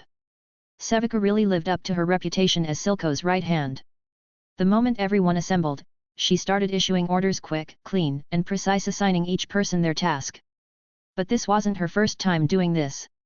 Back when she worked under Silco, she was often the one coordinating manpower. Silco trusted her with real authority, he would give her the objective, and Sevika would decide how to act, how to complete it, how many people to use, how much money to spend. That was probably why Finn had gone to Sevika before, trying to push her into betraying Silco. Under Silco, there really was a group of low-ranking members who only knew Sevika, barely even knew Silco. 6 heard Sevika give her orders and nodded. She lifted her hand and shouted, Manzu, Zeri, bring people with me, this way. Yes, boss. Zeri answered immediately. Manzu watched 6's back as she walked ahead and almost laughed, barely holding it in. Honestly, Sevika really was keeping 6 in check right now. Manzu had grown up in the lanes with Marcin, Logan, Willa, kids from the same streets. Their group never got along with 6, always fighting. But they'd actually been close to Sevika. They'd always treated Sevika like family. So seeing 6 not snapping back and picking a fight with Sevika today made Manzu genuinely happy. But the only reason 6 was swallowing it was obvious. Vander. Today, Sevika snarled, we're finding him. The Sump, Spirit Blossom gang outpost, Logan's home. Logan wore a grey jacket over a black wool sweater that wrapped his neck. The look gave him a more youthful vibe, though he was already young. Before, Logan wore nothing but torn, ragged clothes, so style was never really part of the equation. But now, standing behind Jinx and looking down at her in the mirror, Logan couldn't help thinking, the two of them actually looked pretty good together. Jinx wore a blue half-denim jacket and tight black pants. Her small, round, perky butt rested on the stool as she sat properly with both hands placed obediently on her thighs, leaning forward while she waited for Logan to do her hair. She was wearing the same kind of wool sweater as Logan too, except hers was a deep beige. Logan thought white would look amazing on her, but white clothes and Zaun got dirty way too easily. She watched herself in the mirror, nervous and tense. Since yesterday, Jinx had been stiff and restless. At night she'd fallen back into old habits, curling up into a tight little ball like a cat. That was what she did when she didn't feel safe. What kind of hairstyle do you want? Logan murmured near her ear, taking on the role of Jinxie's stylist for the day. My usual hairstyle was designed by Silco, Jinx said after thinking for a moment. If we can see Vander today. Logan, I want to tie my hair up. Leave a bit of bangs in front, and tie 2 little buns on the sides. And don't make the side strands too long. When she was little, Vander had said that when she grew up, he'd do her hair for her exactly like the style she just described. If she wore it like that, Vander would recognize her right away. Can't do it, Logan said. Why? Logan ran his fingers through her hair. 2 months ago it had been frizzy and split. But after 2 months of being pampered, sleeping in his arms every night like some succubus draining his life force, Jinx's hair had turned soft and glossy. And there was so much of it. So much that even if you cut half of it away, the rest would still look like a normal person's full head of hair. Because you've got a ton of hair, Logan said, and it's really long. Then I can cut it. Jinx looked up at Logan. Vander said that hairstyle would look really good on me. Logan said Vander was alive. Logan said he would handle it. So Jinx believed him. She didn't doubt it the way 6 did. She'd already prepared herself to see Vander today. Cut it. Logan shook his head, refusing. No way. Your long hair looks great. Joking aside, Logan used to be a short hair addict, the kind who thought smart, composed women with short hair were the most attractive thing in the world. But now, he had to admit it, Jinx's long hair was its own kind of charm. It looked beautiful. Hearing him say that, Jinx lifted her hands from her thighs and gathered her hair, lowering her head as she held a handful of blue strands and stared at it without speaking. Behind her, Logan continued, "Let me see if I can come up with a new style for you." And Vander, he never had taste. Remember how Forgan Tavern used to be decorated? In my opinion, it was ugly as hell. So don't trust him. As for Silco, his taste is pretty bad too, but the good news is our Jinx is naturally gorgeous. You can pull off anything. Trust me, if I do your hair, it'll definitely look better than whatever Silco and Vander came up with. 10 minutes later, Jinx's face scrunched into a knot as she stared at herself in the mirror. Pouting, she complained, "Logan, this is what you call pretty? Look at it. Look." Jinx pointed at the mirror. Her blue hair had been kneaded into a lump, like she was wearing a mushroom on her head. It looked so weird it was almost impressive. "Ahem, accident, Logan said quickly, seeing how unhappy she was. "Your hair's just too thick. It's hard to tie up, and I don't want to pull too hard and hurt you. Give me a second, I'll switch it up." Honestly, if it were him, he'd hate it too. This skill level was absolute garbage. Time passed. One hairstyle after another appeared on Jinx's head. Logan acted like he'd found a new hobby, excitedly designing hair after hair for her. No wonder Jinx loved playing house with Isha. He had to admit, this was kind of fun. Star Guardian Twin Tails Jinx. A cool, sharp high ponytail Jinx. An edgy, non-mainstream Jinx with bangs long enough to cover half her face. A ridiculous one where he pulled all her hair forward to wrap around her chin like a scarf. For a while, the room filled with Jinx's grumbling and her giggling laughter. Logan watched her in the mirror, her tension easing, her nerves fading, and he couldn't help laughing too. In the end, he still chose her most classic hairstyle. Dropping to one knee, Logan gathered Jinx's hair and laid it across his leg. With his hands, he braided it section by section until it formed neat plaits. Neither of them noticed Silco standing behind them, quietly watching the whole scene. Silco had arrived back when Logan tried the high ponytail, but he hadn't interrupted. Only when Logan finally stood up did Silco step forward. Logan turned around and looked at him. Silco said calmly, "We found Singed. 6 has him pinned down. Logan, let's go." Logan nodded and patted Jinx's shoulder. Jinx sprang up, leaned forward, and tilted her head to check herself in the mirror, then realized it looked a little better than the way Silco used to do it. "Let's go, Logan. Don't worry about me. I'm ready." She turned, hugged Logan's arm, and said it softly but firmly. Chapter 71, Back into Spirit Blossom, EC. Silco came over to call Logan and Jinx, but when Logan was about to leave, he deliberately went to the bedside and grabbed the storybook Jinx liked to read before sleeping. Stuffing the book into his clothes, Logan then followed Silco and Jinx and took the initiative to hold Jinx's hand. Jinx froze for a moment, then tightened her grip around Logan's hand in return. Dozens of minutes later, at the Broken Gorge in the Entresol. It was called Broken Gorge because there was a river left behind by Piltover cutting through here. The river wasn't wide or deep, but the current was violent, and every so often, pieces of machinery and rocks would fall from above. "Boss, Singed is inside. When we found him, he was sleeping on a straw cot. 6 has him pinned down. 6 even hit him." Marcin hurried up the moment he saw Logan. He was stammering, and his expression didn't look good. "Spit it out," Logan said, patting Marcin on the shoulder. Marcin glanced at Jinx, took a deep breath, and said, "And we also saw Vander." Silco narrowed his eyes. Beside Logan, Jinx squeezed Logan's hand hard. "Talk," Logan said. "Boss, I can't explain it. You'll understand the second you see it yourself." Marcin led the way, guiding Logan and the others across a small bridge to the other side of Broken Gorge.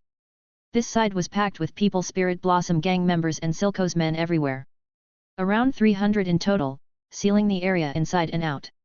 After walking several dozen meters, Marcin brought Logan to a cave entrance. "He's inside," Marcin said. Then he went in first. Logan held Jinx's hand, with Silco beside them, and the three of them entered together. The cave was damp and it carried a strange, oppressive warmth. Logan and Jinx had both switched into wool sweaters and outer jackets, which meant the weather had already turned into late autumn, close to winter. Yet inside this cave, it felt like a hot, humid summer. That was seriously not normal. After only a few steps, Logan heard Six's voice. talk. What the hell did you do to Vander? How did he end up like this? What did you do? Fuck you. Bam. Turning the corner, Logan saw Singed tied to a chair. Half his face was mottled with bruises. A high collar and strips of cloth were wrapped over his mouth. His head was tipped back, staring at the cave ceiling. Six stood in front of him, her fist slamming into his face again and again. Say it. Calm down, Singed said in a hollow, flat voice. If I die, then he truly has no hope. Bullshit. Six grabbed Singed by the collar, furious like a lioness. Logan stepped forward, eyes moving over the experiment samples arranged around the cave glass containers glowing faint purple. Inside were all kinds of human limbs, chunks of animal bodies, and huge slabs of entrails from some creature he couldn't even identify. And among them, the most eye-catching thing was a massive creature hanging from restraints. Over 2 meters tall. Dense fur covering its body. Limbs so enormous they looked grotesquely disproportionate. And a face that was no longer human. Jinx stared at that monster, moving forward in a daze as she lifted her head to look at it. Around them, the Spirit Blossom Gang's core members Echo, Zeri, Marcin, Willa couldn't help turning their heads away. Zeri did too. She wasn't stupid. She understood what that monster meant. This is Vander. Jinx whispered, disbelief shaking her voice. Six whipped her head around and shouted, no. That's not Vander. I don't accept it. How could it be Vander?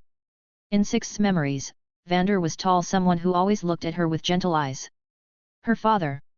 Not a cold, lifeless monster hanging there like meat. Logan walked to Six's side and wrapped an arm around her shoulders. Six looked at him, eyes red-rimmed. Logan, that's not Vander, right? Say something. Logan didn't answer. Singed's voice answered for him. That is the Vander you are looking for, he said, pushing himself upright to look at Logan. Even after Six had punched him until his face split and bled, his eyes were still unnervingly calm. Pleasure to meet you, Zaun's new master. The pleasure's mine, Logan said. Dr. Rivek. And I have something I want to discuss with you, Dr. Rivek, Logan added, taking the initiative. Singed lowered his eyes, not looking at Logan as he spoke quietly. If what you want to say is about bringing Vander back, you'll be disappointed. I did bring him back. But that is no longer Vander. That is a beast. His mind is filled with nothing but bloodlust and the instinct to kill. Maybe it was the shimmer that altered him back then, maybe it was his powerful body and unyielding will. My experiment actually succeeded. But Logan, a dead man can't be reborn. Oh. Logan narrowed his eyes. Then what have you been doing in private, Doctor? Singed finally looked up at Logan, eyes igniting as he said, what are you implying? I can help you, Dr. Rivek, Logan said plainly. You want to bring your daughter back? I can help you with that, and only I can. There was no point playing games. With a genius like Singed, you had to lay it out clean. Logan didn't fool himself into thinking he was smarter than Singed. If he tried to play mind games, 8 Logan still wouldn't be enough for Singed to toy with. So he stabbed straight through the veil. Help me. Singed shook his head. I don't know where you got that information, but, you? With what right could you help me?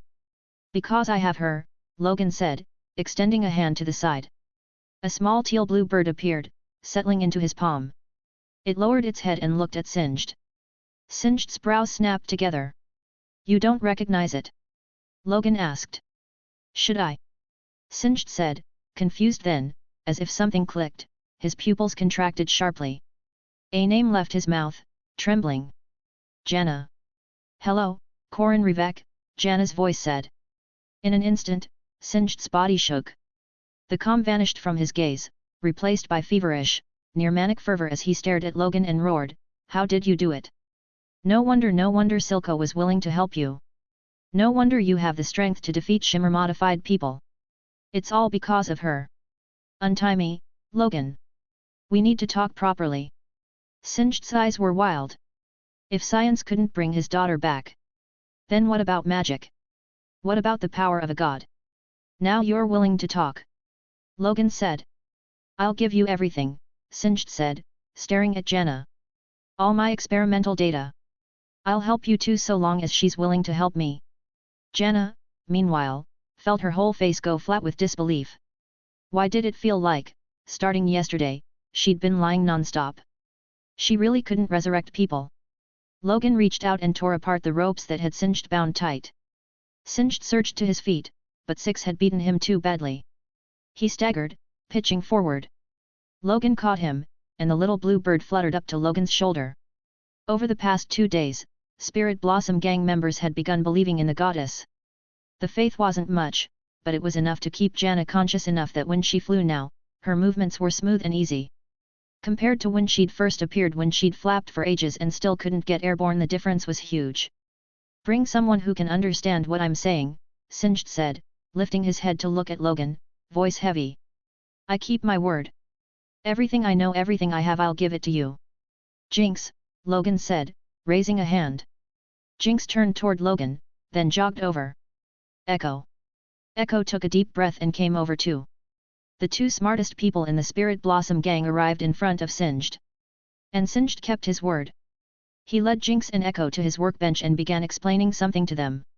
Logan, meanwhile, looked at Silco and said, I'm going to sit down and think of a way with Jana. Don't let anyone disturb me.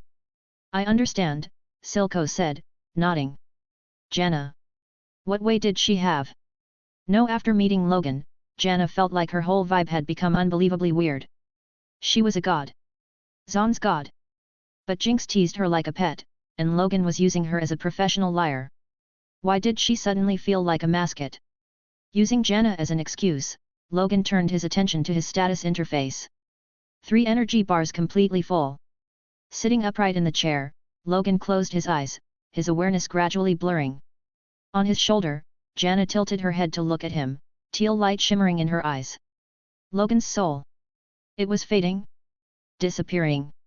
In thousands of years as a god, Jana had never seen anything like this. Welcome back, Summoner Logan. In the Spirit Blossom realm, Logan reached toward his body and touched a book. Seeing it, Logan lifted his eyebrows. Nice. So it really worked. He could actually bring things in here. Then now, it was time to seek Ahri's help. Logan walked to the light screen and reached out, touching the luminous white landscape scroll. Coordinates selected. This descent duration, 40 minutes. Good luck, Summoner Logan. Chapter 72, Nice try, don't you dare think about it again. Name, Logan. Race, Human Soul. Soul Strength, 10.4, Scattered Soul. World Exploration, 1.5%. Current items, none. Logan glanced at his panel, feeling a little sentimental about how long it had been since he'd gotten stronger when the system's prompt sounded. Detected a material realm item carried into this space. Scanning. Not a soul. Converting. Conversion complete. Item obtained, book. Logan opened his item tab. Current items, book, material realm / converted. He tapped for details. Book. Quality, none. Effect, none. Description, a book that doesn't belong to this world. It has a girl's handprints on it, and drool. It might be very popular. Drool. Logan stared at the description, amused. Yet. That had to be Jinx reading, falling asleep mid-page, and drooling on the book. He closed the item tab and looked around. Of course, the place he'd descended into was Ahri's Blossom Valley. Picking a direction, Logan started walking, searching for Ahri. Along the way, he yelled at the top of his lungs, calling her name, hoping she'd hear him. He knew it was kind of stupid, but it was still better than wandering around like a headless chicken. And in a place like this, Logan didn't have to worry about that freak Thresh showing up. This wasn't Thresh's territory, it was Ahri's. And with the kind of relationship those two had, Thresh definitely wasn't coming anywhere near her ground. If anything, it was always Ahri picking fights with him, and him avoiding her. To put it bluntly, Thresh really did seem to lose to Ahri. Against that sly little fox, he genuinely had no good answer. Because Ahri was the spirit of salvation in this realm. Ahri. Ahri. Ahri, are you here? About 10 minutes passed with Logan running through Blossom Valley. He found a few spirits along the way and gained a little exploration progress. Small gains add up, but his real focus was still on finding Ahri. And while he searched so seriously, he didn't notice that not far behind him, a little fox with fur so white it practically glowed was sneaking through the brush. The grass here was taller than the fox, forming perfect cover. She lifted her tiny paws and pounced playfully along Logan's footprints. Awoo! She landed on a shoe print bigger than her entire head, looked up at the guy ahead who kept shouting her name, and her fox face showed a strangely human expression.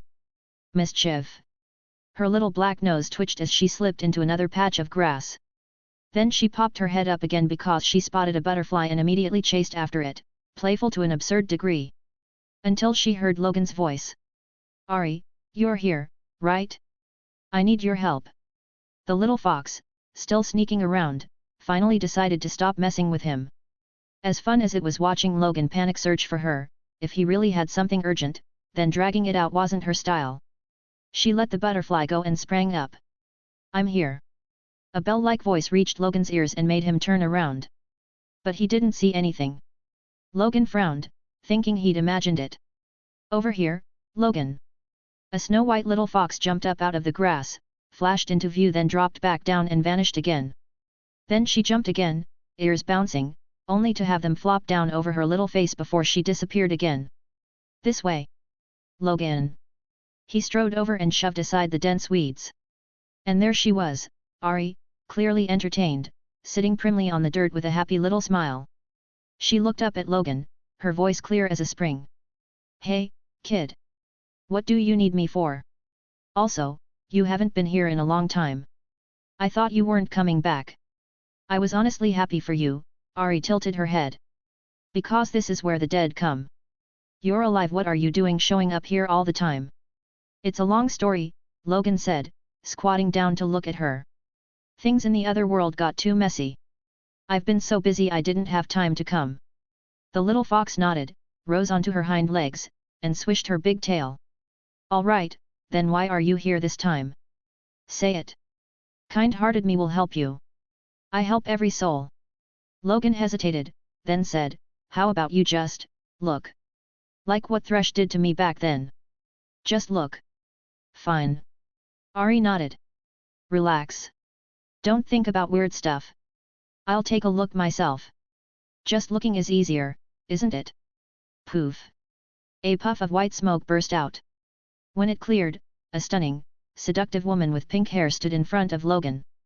Her full thighs were dazzlingly pale as she stepped toward him, one long leg forward. Ahri's breathtaking face scrunched slightly, her red lips parted as she spoke. No, Logan. I can't do that. If I directly examine your soul, you'll be hurt by it. I'm not Thresh, I don't do things like that. All right. Relax. Look into my eyes. Ahri smiled, lifted her hand, and pressed a slender finger to Logan's forehead. Her nails weren't painted, but they were soft and pink, neat and pretty. Let's see. Zaun. Jinx, oh, interesting. Places I don't know about at all. Logan held her gaze. Her fox eyes were impossibly beautiful, long at the corners, naturally lifting at the tail into a subtle arc. Pink eyeshadow, lashes like delicate fans, and green pupils reflecting Logan's face. Logan was squatting, while Ahri leaned forward, bent at the waist, meeting his eyes. Which meant his view included some extremely distracting scenery. A blue butterfly knot ribbon hung down naturally, and the bright, pale expanse between. Logan blanked for a second. On everything he had, he wasn't some horny demon. That glance was respect. Pure respect. But Ahri was too seductive. She was a woman among women. A fox among foxes. Logan's eyes drifted down on instinct, just for a split second. And then he couldn't tear his gaze away. Ahri didn't notice at first. She kept murmuring as she read. Reform. Piled over. Vander, so white, really pretty. Stockings, fox ears, endure hugfu. Ahri's eyes flickered with confusion for a heartbeat, then her face went bright red in an instant. A blush spread across her cheeks as she stared at Logan with wide, watery eyes, furious and embarrassed, somehow making her look even more alluring. Poof! White mist burst again, and the snow-white little fox reappeared, dropping onto the ground. Ahri's voice turned sharp. You get down. And stop thinking that kind of stuff. Sorry, Ahri, Logan finally snapped out of it, realizing she'd seen everything he'd just been thinking. Wait, she literally just read out endure hugfu. And there was more. Like. Nope. Not saying it. The little fox glared at him, baring tiny sharp teeth, fierce as she snapped, don't. Logan immediately shut up and behaved. But then Ahri let out a soft giggle and said, all right, don't be so nervous. I'm not really mad. Humans have desires. Humans have dark thoughts. That's normal. Don't blame yourself. Sometimes, even I have dark thoughts. I'll think things like every day is so annoying, I don't want to care about this world anymore, I want to go out and have fun. Ahri made a dramatic wailing sound, tail swishing, then sat in front of Logan. Her little paw shaped like a plum blossom pressed to Logan's forehead as she continued. But I only think it. Thinking is fine. As long as you don't do it, it isn't wrongdoing. You were just thinking, right? Ahri asked. Yet. I mean yet. Ahri narrowed her eyes. Yet. Yes. Of course. I was just thinking. Nice thought, Ahri huffed. Don't think it again. She put more pressure on his head. She claimed she wasn't mad, but Logan was already face first in the dirt, eating soil. So, yet. She was absolutely getting her revenge. After a moment, she pulled her paw back and looked at Logan. All right. I know what's going on now. This isn't hard to solve, Logan. Ahri spoke with poised elegance, as if she hadn't just ground his face into the ground a second ago. Logan hurriedly asked, how? Vander matters to me, to all of us. Singed said his soul is being suppressed by his beast instincts, that he can't wake up. And if it's about souls, that's your specialty. You'll help me, right? Will I? Ahri twitched her nose, sniffed, then tilted her head at Logan with a smile. She started teasing him again. Should I help you, Logan? Logan opened his mouth, then paused. Right. Did Ahri owe him anything? She'd already saved him from Thresh. She was his benefactor. What right did he have to demand more? But Logan had a trump card. He took a deep breath and pulled the book out of his item slot. Then the system prompt sounded. Use an energy bar to gift the item book to a special character. An energy bar? Makes sense. Even in dating sims, gifting has limitations. Logan chose yes. One energy bar dropped, but that was fine. Once he got back, Jinx could help him recharge. But before Logan could even properly take the book out, Ahri burst into laughter, tail whipping like a propeller as she said brightly. All right, I'll help you. Come here, let kind and great me tell you what to do. She lifted her paw and patted the ground a few times, motioning for Logan to come closer. Cunning fox. Grinning like a mischievous little spirit. Chapter 73, A God's Soul Stone. First, just like you suspected, Logan Vander didn't truly die. His soul is still inside that body. In your Zaun, it seems there's no barrier, the magic isn't abundant enough, and it can't nurture a world like Spirit Blossom. But that's fine, because I'm strong. I'm Ahri. And I've got more good news for you.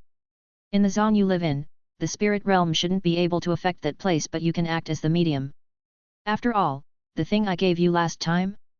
You've been using it pretty well. Ahri said with a pleased smile. Man and Fox talked on. What Ahri meant by the thing she'd given him before was, of course, that strangely effective charisma-like attribute Logan had now. Logan felt it himself, too.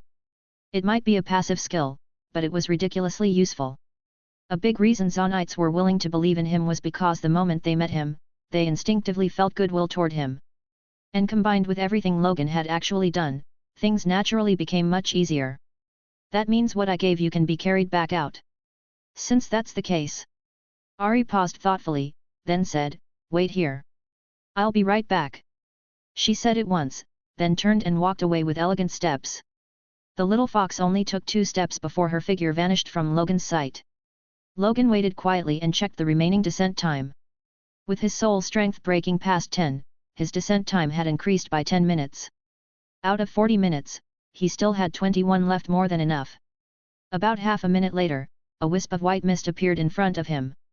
Ahri seemed to step out of thin air, a pink gemstone held between her fluffy little lips. She spit it onto the ground, pressed a paw on it, and looked at Logan. This is it. What is it? Something that can suppress Vander's beast instincts. I just made it. Ahri stepped back, nodded toward it, and motioned for Logan to pick it up. Logan reached down and the system prompt sounded in his ear. Obtained item, Divine Soulstone, Unbound. Quality, Red, Mythic. Required level, None. Effect, contains a trace of a powerful deity's strength. After use, maintains clarity of mind and heals soul injuries. Description, carefully crafted by a certain powerful and kind deity. It contains one thread of her divine will.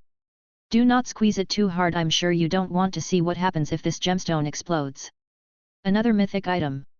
Did Ahri even have anything that wasn't mythic? What kind of ultimate sugar mommy? Feed that to Vander, Ahri said, and it'll suppress his beast instincts and wake up his human side. To be honest, I don't fully understand his condition either. That science thing you keep talking about, I've never even heard the word. Then again, that makes sense. We're meeting across worlds. But judging by what I saw, it looks exactly like a soul fused with a spirit creature. In plain terms, the human side is being suppressed. And I just happen to be best at dealing with things like that. Ahri lifted a paw to her neck and made a slicing motion, chin tipped up as she huffed fiercely. Beat him. And when his wildness is at its weakest, feed it to him. Her tone was full of pride, almost smug. Logan looked at Ahri, nodded gratefully, then took out what he'd brought. Ahri, this is for you. What? The little fox immediately scooted closer, tail swishing as she crowded up to Logan, then her fox eyes lit up. A book? It's a book. Is this a book from your world? Oh my god, wait, you can bring something from another world over here. Ahri lifted her head to stare at Logan's face, excitement sparkling as she circled him several times. How was that possible? Souls came to this place with nothing. Even if Logan could come here freely, that was still the rule of this world. How did he break the rule and do something like this? Yet, Logan said, thinking back to Jinx's bedtime reading. It's got a lot of adventure stories, and some, monsters humans imagined, things like that. Mostly monsters. Legendary creatures. And Logan remembered what Ahri liked, stories she'd never heard, souls she'd never met. This gift was guaranteed to be right up her alley. Sure enough, the little fox lowered her head and read a few lines. At first, she seemed unable to make sense of the text, but a deity's power was a cheat code. In the blink of an eye, Ahri could read everything. The words, the illustrations, even the places Jinx had marked with her graffiti pen. Ahri sat properly, graceful and focused, flipping pages with her tiny paws. In seconds, she was completely absorbed. Ahri. Ahri lifted her head, smiled at Logan, and said, I like your gift. So this time, it doesn't count as me helping you. Let's call it an exchange of gifts. How's that? That gemstone counts as my gift to you. Next time you come, I'll think of something else to give you. Ahri spoke seriously, then added, you get what I mean, right? I mean, bring me more stuff from your world next time. Logan laughed and nodded. Then, seeing Ahri drop her head and start reading again, Logan hesitated, thought for a moment, and said, then, can you help me with one more thing? Say it. Ahri snapped out of her book trance, clapped her paws together to close it, then smacked the cover with a firm little thump. Poof! The storybook vanished. Ahri looked at Logan and straightened up. I'm in a great mood today. I want to see the creatures in Blossom Valley, and I want to look around your special place like last time you took me to Autumn Moon Grove. I get it. Ahri narrowed her eyes. So your soul strength gets stronger because of that, hey? But didn't you look at my soul? Logan asked, confused. Shouldn't you already know that? What are you thinking? Ahri wrinkled her nose. I only looked at what you've been through recently. Your secrets? I wouldn't look at those. All right, come with me. I'll broaden your horizons. The little fox lifted her head and turned lightly, walking ahead with a cat-like strut, leading Logan through Blossom Valley. You discovered. You explored. Discovered. Zaun, Broken Gorge in the Entresol. Logan opened his eyes from the chair. On his shoulder, Jana curled up in a ball, asleep, snapped her eyes open too, staring at Logan in shock. Logan suddenly got stronger. His soul, in an instant, became sturdier, denser. Logan looked at his system panel. Name, Logan. Race, human soul. Soul strength, 14.2, Scattered Soul. World Exploration, 4.1%. Current items, Divine Soul Stone. With Ahri's help, Logan's soul strength jumped by nearly 4 points. He felt noticeably stronger by Ahri's words, he didn't need to worry about losing to Vander's beast state anymore. And there was another thing. Ahri's affection had broken past 100. That book alone had raised it by 85 points. Yet, looks like it'd be worth saving up energy bars and bringing gifts into the spirit realm to farm some rewards. Logan rolled his shoulders and stood up. Singed. Singed, who had been teaching Jinx and Echo, turned around to look at Logan. Yes. You can wake Vander up, right? Logan asked. Singed froze, then shook his head. I can, but we can't do that. I still haven't found a way to suppress his beast instincts. If we wake him now, everyone here will die. He'll slaughter indiscriminately, Singed added, glancing at Jana. And the goddess's condition doesn't look good. Singed was sharp enough to figure it out quickly. After the initial excitement of learning about Jana, he'd understood something, with almost no believers in the two cities, how strong could Jana really be? But he didn't blame Logan. Jana's existence still gave him hope. Hearing Singed, Logan flashed his teeth in a grin. He pulled off his outer coat, rolled up the sleeves of his wool sweater, handed the coat to Zeri beside him, and shouted. Everyone! The Spirit Blossom gang members inside the cave Jinx, Six, Silco, Sevika all looked at Logan. Then he said, out! Echo! Sevika! Logan's gaze cut to them as he gave the order. Without my command, nobody comes in. Echo immediately agreed. Sevika glanced at Silco first, when Silco didn't object, she finally said, understood. Logan! Jinx stepped up. Logan looked at her, patted her head, and smiled. Don't worry. Leave it to me. I'll bring Vander back. I promised you, didn't I? Logan raised his hand and hooked out his pinky. Jinx blinked, then raised her own hand and nodded hard. Their pinkies linked one big hand, one small hand, and then everyone filed out of the cave. You're sure you want to do this?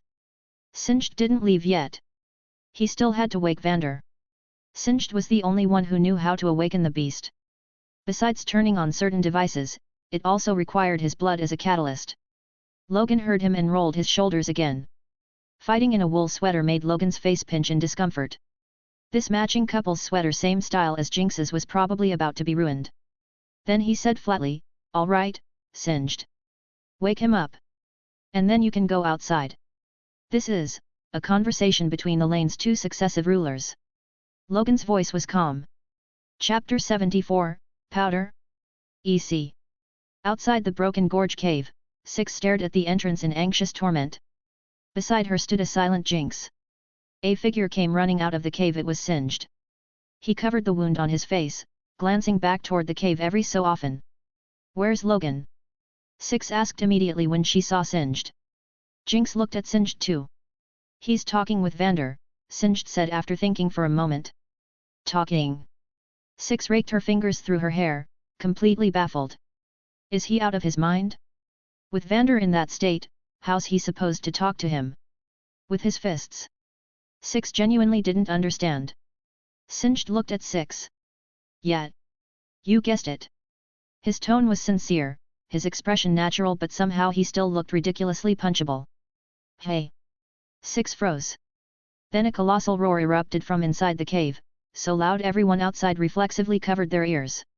Six instantly tried to charge in, but Echo lunged from behind and locked his arms around her. And Jinx was even faster than Six. She scrambled on hands and knees straight for the cave. But Sevika grabbed her instantly, hooking an arm under Jinx's chin and clamping her tight against her body. No joke, Sevika knew Jinx too well. Right? Going back on her word was the local maniac's favorite hobby. Don't let the pinky promise fool you. If Logan was in trouble, there was no universe where she'd obediently stay put. That wouldn't be Jinx. Sevika really did hate Jinx, but she also really did understand her. Silco stepped forward and the roaring got even louder. Roar! The beast's howl echoed through Broken Gorge. Then, in the next instant, came a deafening crash. Boom! A heavy object slammed into the wall. The impact was so violent the entire cave shook, and stones began raining down from the ceiling. A screech of tearing metal followed, harsh enough that many people clapped their hands over their ears.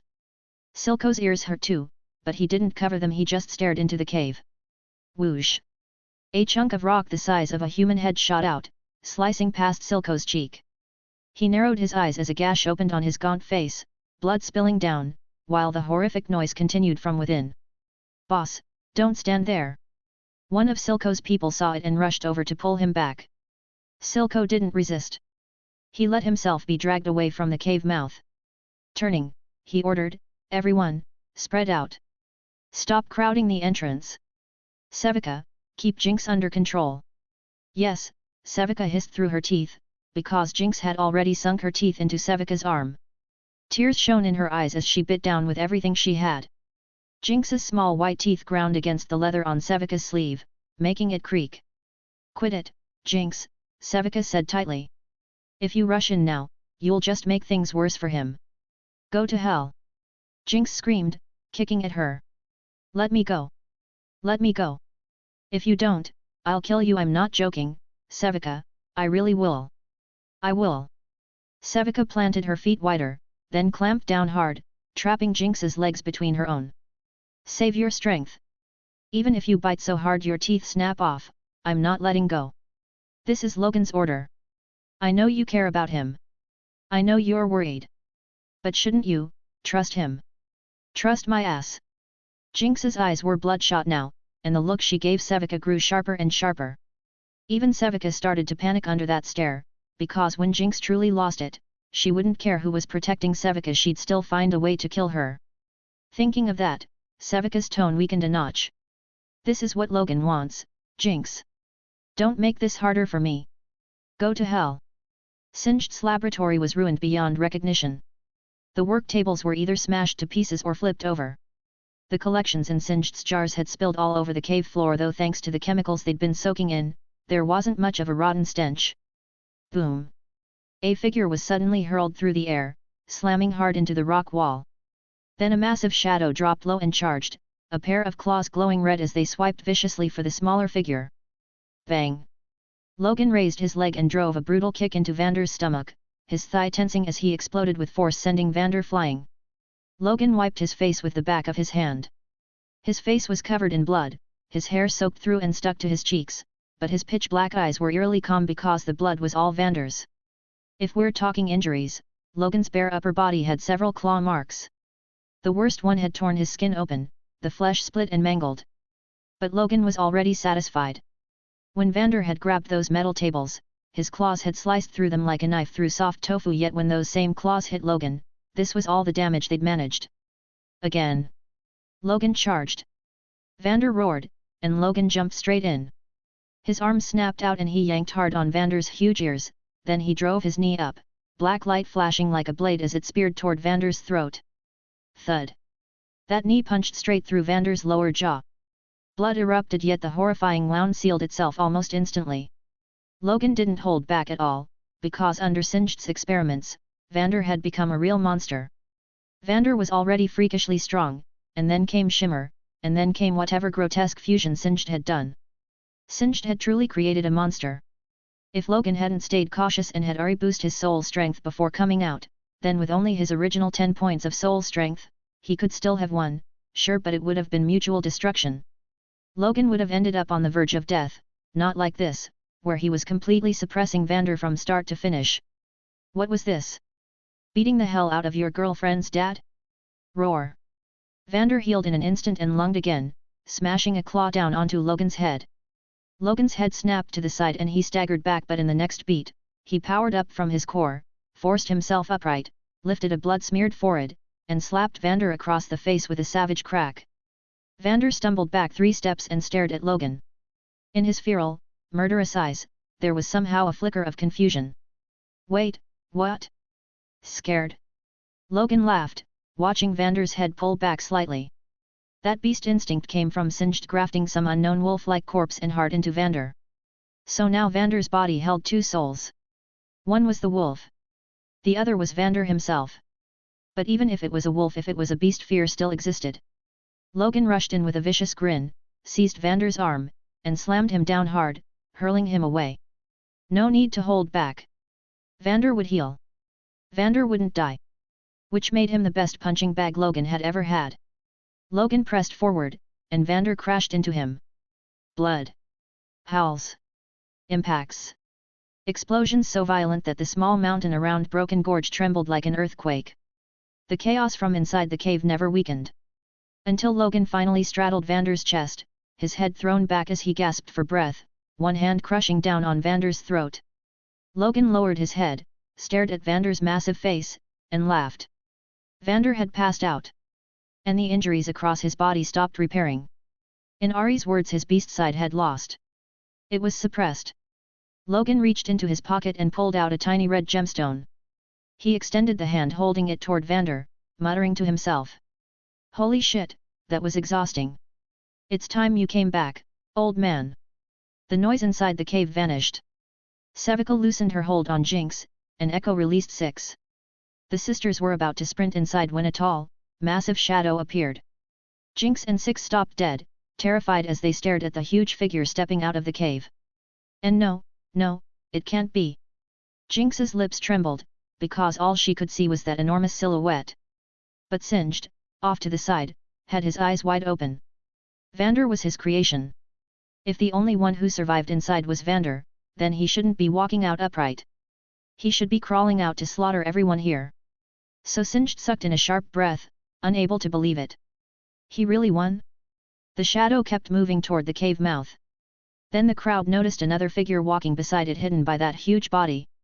That figure wasn't short either, around 6 feet tall, but next to the monster, he looked small. Sunlight spilled into the cave entrance, and Jinx's eyes instantly lit up. Logan was shirtless, covered in blood, laughing as he patted the monster's back, muttering something under his breath. And the monster, embarrassed, lowered his head. One massive claw went up to scratch at his own head, and on his face was a smile Jinx knew by heart. Then the monster saw Jinx. He froze in place. In the next moment, a name tumbled out of his mouth. Powder. Chapter 75, Family, Brothers Vander and Silco. Powder. The monster's face was still terrifying, an unnatural blend of human and beast. Tusks jutted past his lips, his nose was broad, thick fur covered his entire face, and when his huge mouth opened and closed, rows of uneven sharp teeth flashed into view. But one of his eyes was incredibly gentle. He had heterochromia, one eye a bright, gleaming yellow, the other a warm blue. And in that blue eye, there was a hint of awkwardness. Vander stared blankly at Jinx. He'd only just woken up. Before that, he'd felt like he'd been trapped in a long, heavy sleep, like spider webs had bound him, like a boulder had been crushing him down. And the instant he opened his eyes and saw Logan, Vander's mind had gone completely blank. Then the unfamiliar young man straddling him had suddenly called out his name and also said his own. Logan. Vander remembered that name. A kid from the lanes, black hair like Silco's, but with a gentle personality, kind of timid, even. No, wait, how did he get so big? Only then did Vander finally understand one thing. He who should have been dead seemed to be alive again. And he'd become some inhuman, half-beast monster. Back in the present, the girl in front of him with blue hair tied into 2 absurdly long braids didn't say anything. She just proved who she was with her actions. She lunged forward and threw her arms around Vander with all her strength. Her arms couldn't wrap around his broad body at all, she could only press herself tight against his abdomen. She buried her face into his belly, her thin shoulders trembling as she shook with sobs. Vander froze, then the blue eye softened completely. He lifted a massive claw and gently rested it on the girl's head. His movements were careful. Tender. The scene was genuinely shocking. Everyone around them watched with their hearts in their throats, because that huge claw was bigger than Jinx's head. If those sharp talons extended even a little, everyone believed they could pierce her skull effortlessly. You've gotten so big, Vander said, his voice filled with emotion. He held Jinx close and continued softly, I'm sorry I couldn't be there to watch you grow up, my daughter. Jinx didn't answer. She just sniffled with her head lowered. Then, as if she suddenly remembered something, she abruptly let go of Vander and turned to the side toward Six, who stood there in a daze. Jinx lifted her chin. There was no hostility in her eyes this time as she said, so what are you waiting for, sis? Six. Vander finally noticed her. Red hair. A leather jacket. A nose ring. Tattoos under her eyes. She looked nothing like the Six in his memories, but Vander recognized her instantly anyway. Seeing Six made Vander both thrilled and angry. Thrilled, because both his daughters were alive, and they'd grown up healthy. Angry, because hadn't he forbidden Six from getting tattoos? Powder was still powder sweet, obedient, clean. No tattoos anywhere. But Six? How were you still this rebellious? Still, Vander didn't say it out loud because the Six in front of him looked too wronged, too heartbroken. That expression shattered him. Vander.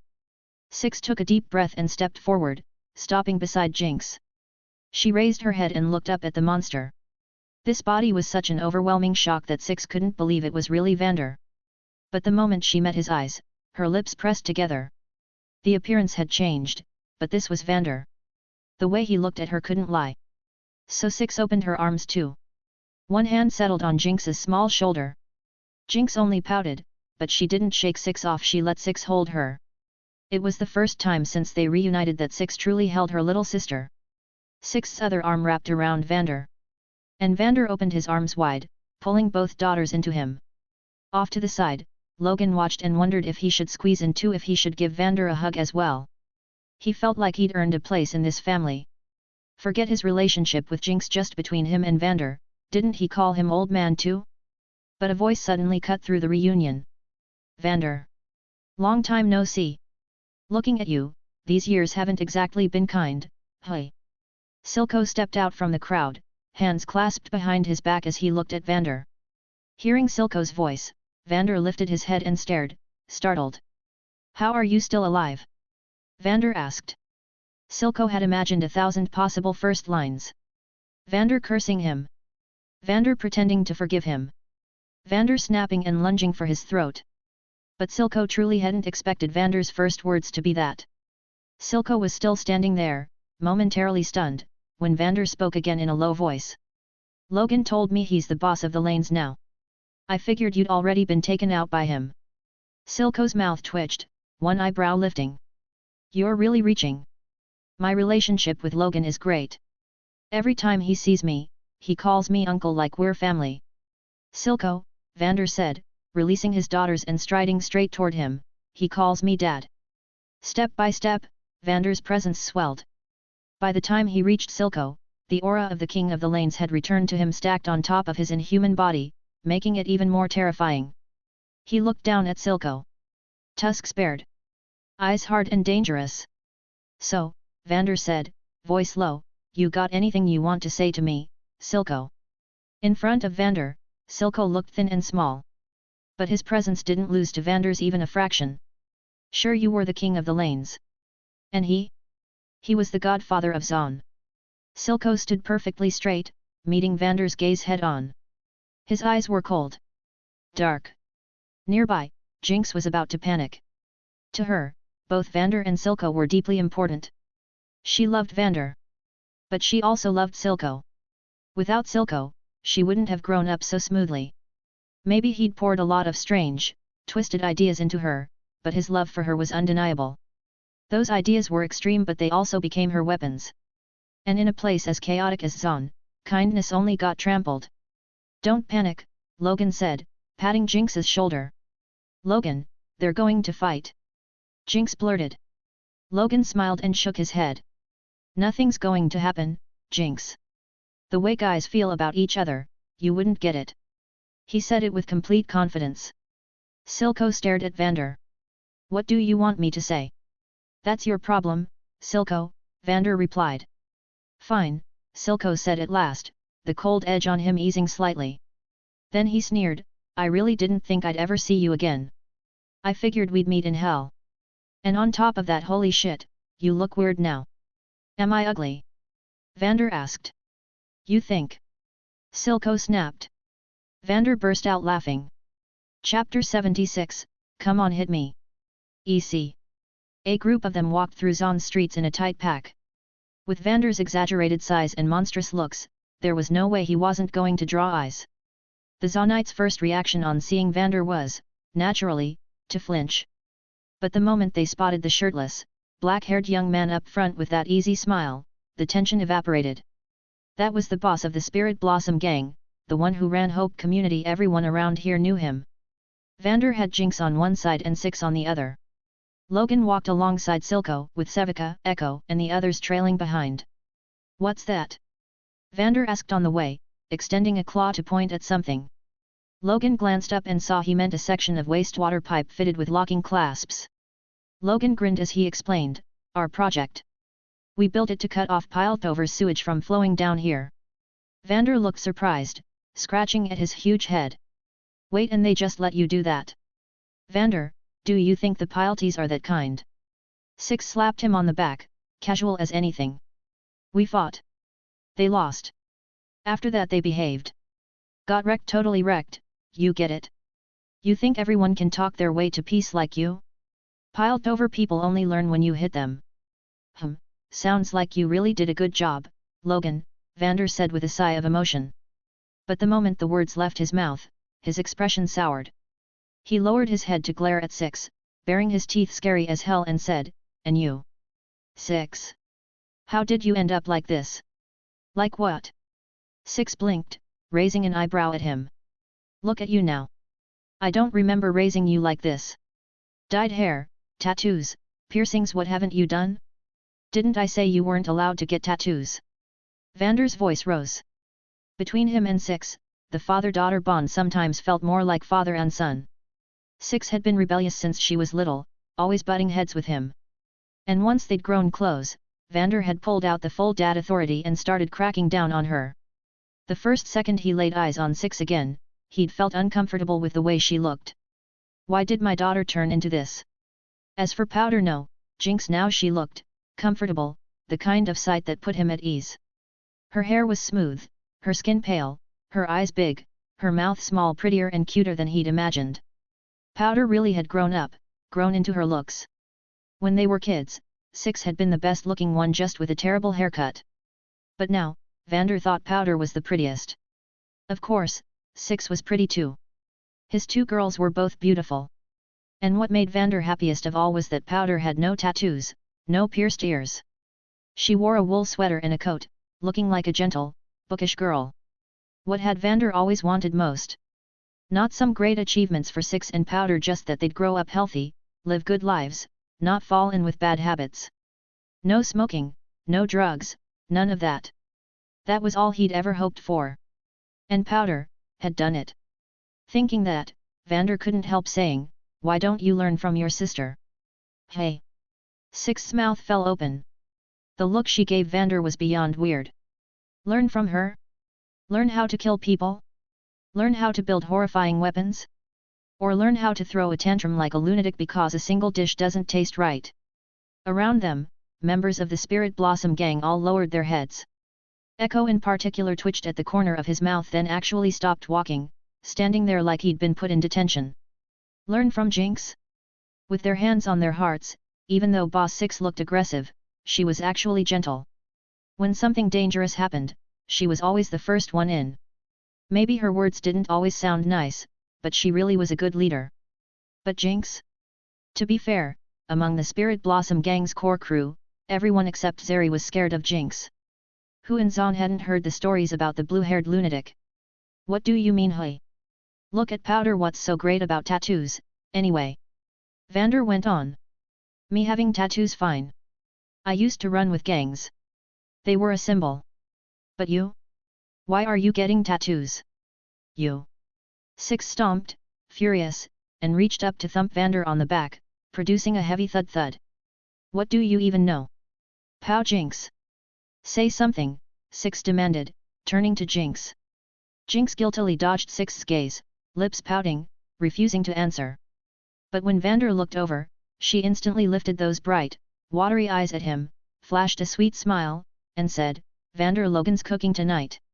It's so good." Six watched the scene, teeth grinding like they were about to shatter. What was that supposed to mean?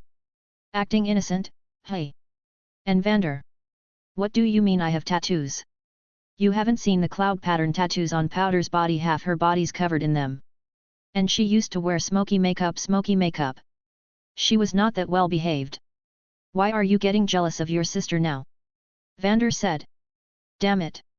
Vander, listen to me, this isn't what you think. Six drew a deep breath, staring at him. And right then, she didn't notice that the distance between her and Jinx had thinned a little because of Vander's return. She could tease Jinx now rather than tiptoeing around her sister, afraid she'd get angry, afraid she'd be upset. Before, Six's feelings toward Jinx had been wrong. Not what sisters were supposed to feel. But Vander being back had brought them closer to that old rhythm again, the pampered little sister, and the big sister who always got scolded. Vander, Jinx cut in, interrupting Six. Not only did Six ignore you tattoos, piercings, she even went and hooked up with a topside enforcer. Dating. Vander's face fell as he looked at Six seriously. I don't mind you dating someone from Piltover, but you have to bring them back so I can meet them.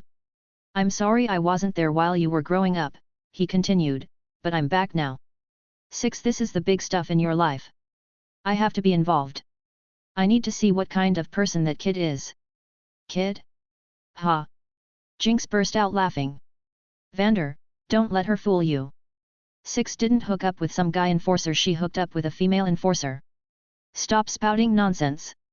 Powder, shut your mouth. Six snapped, lunging to grab Jinx. Jinx nimbly slipped out of reach and hopped back. Aha! She crowed, planting her hands on her hips. Then, wearing the most obnoxious grin imaginable, she puckered her lips at Six and said, Hey, did I say anything wrong? If I'm wrong, why are you getting so nervous?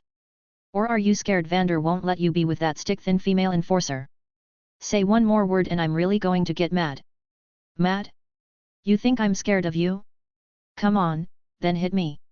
Jinx stuck out her tongue at Six. Please. She had Silco, Vander, and Logan at her back now. Why would she be scared of Six? You. Six was about to lose her mind. Jinx spun around and took off at a run, charging forward.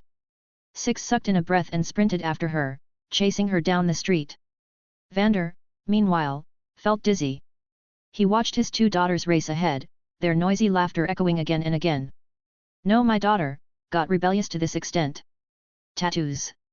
Piercings. Drinking. And now she's what into women? Logan, Vander asked, turning to him, is what Powder said true? More or less. Logan patted Vander on the shoulder. Though there's an even bigger surprise waiting for you. There's more. Vander's mouth twitched. Yet. The truth is, Jinx isn't as well behaved as you think. You'll find out soon enough. Logan said it with a wicked grin. Beside him, Silco's mouth curled up too. Jinx was his to raise. Now, let Vander deal with the headaches. All right, enough, Silco said, stepping ahead and looking back at Logan and Vander. Logan, Vander, we need to find a place and talk. Properly. Now that you're back, it's time to sound the horn for the counter-offensive. Logan nodded.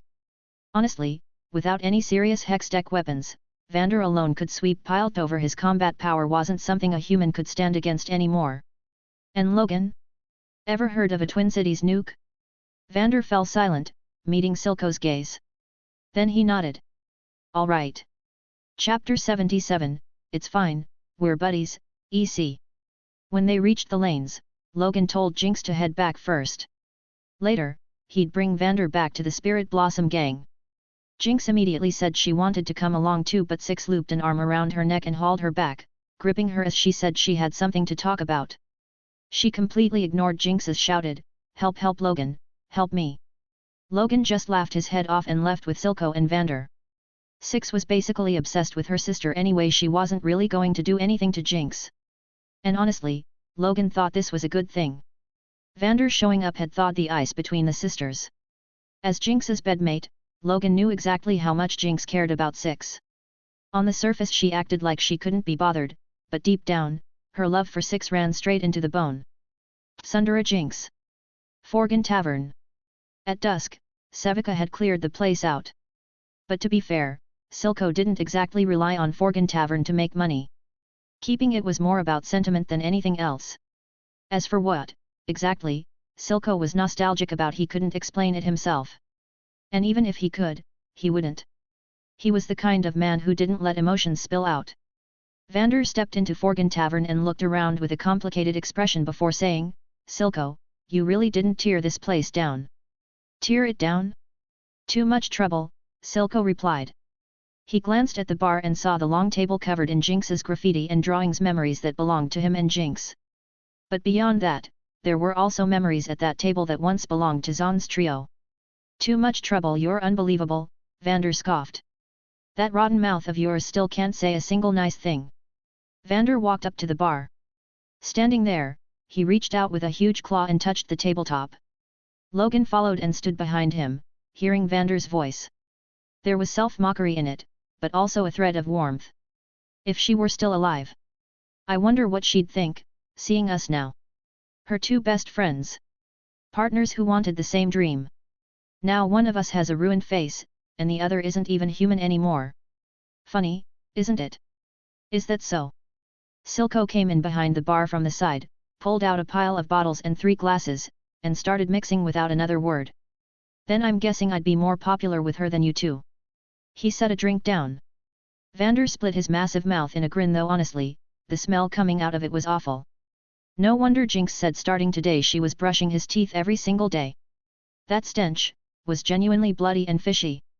Vander picked up the glass and poured it down his throat, then frowned. Still no taste. I think I've lost my sense of taste. All I can smell is blood.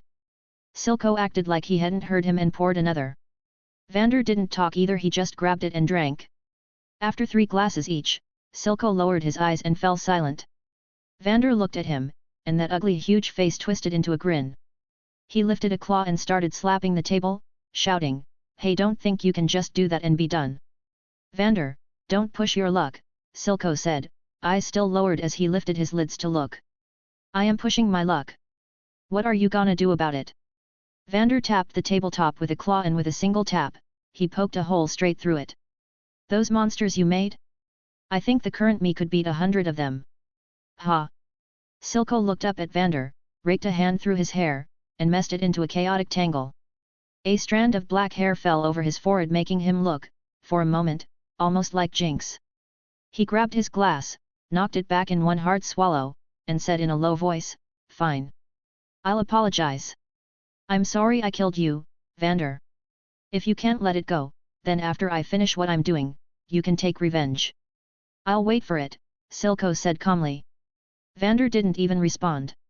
He just looked at Logan, awkwardly hooked his glass with his claws, and clinked it against Logan's. "How's it been so many years and he's still this damn twisted?" Vander asked Logan with a baffled expression. "Tell me about it." Logan nodded. "I'm not joking." Silco's forehead veins practically pulsed. He clenched his fist and slammed the table, barking, "Once we beat Piltover and Zaun becomes autonomous and independent, you can take my life whenever you want." "The hell do I want your shitty life for?" Vander stared at Silco like he'd lost his mind, then looked back at Logan. "Logan, don't mind him. He's always been like this. I just didn't expect he'd get old and still be this ridiculous. He thinks everyone's like him, puts hatred first, chooses the most extreme option every time." Vander's lip curled with disdain. "But only a lunatic lives like that. I thought he'd change at least a little." "Makes sense." Logan nodded again. "You too." Silco took a deep breath, irritation flashing in his eyes. "Is there anything to eat?" Vander suddenly asked. Silco lifted his head to the ceiling for a second, then lowered it and started rummaging around.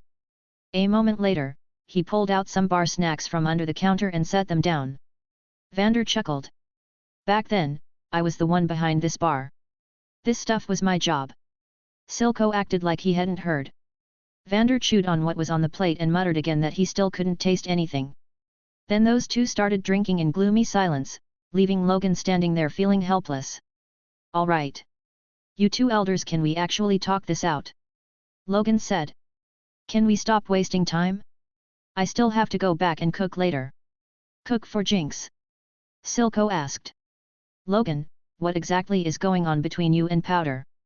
Vander asked at the same time. The two men paused and looked at each other. Logan sighed and shrugged. "Can you two hurry up?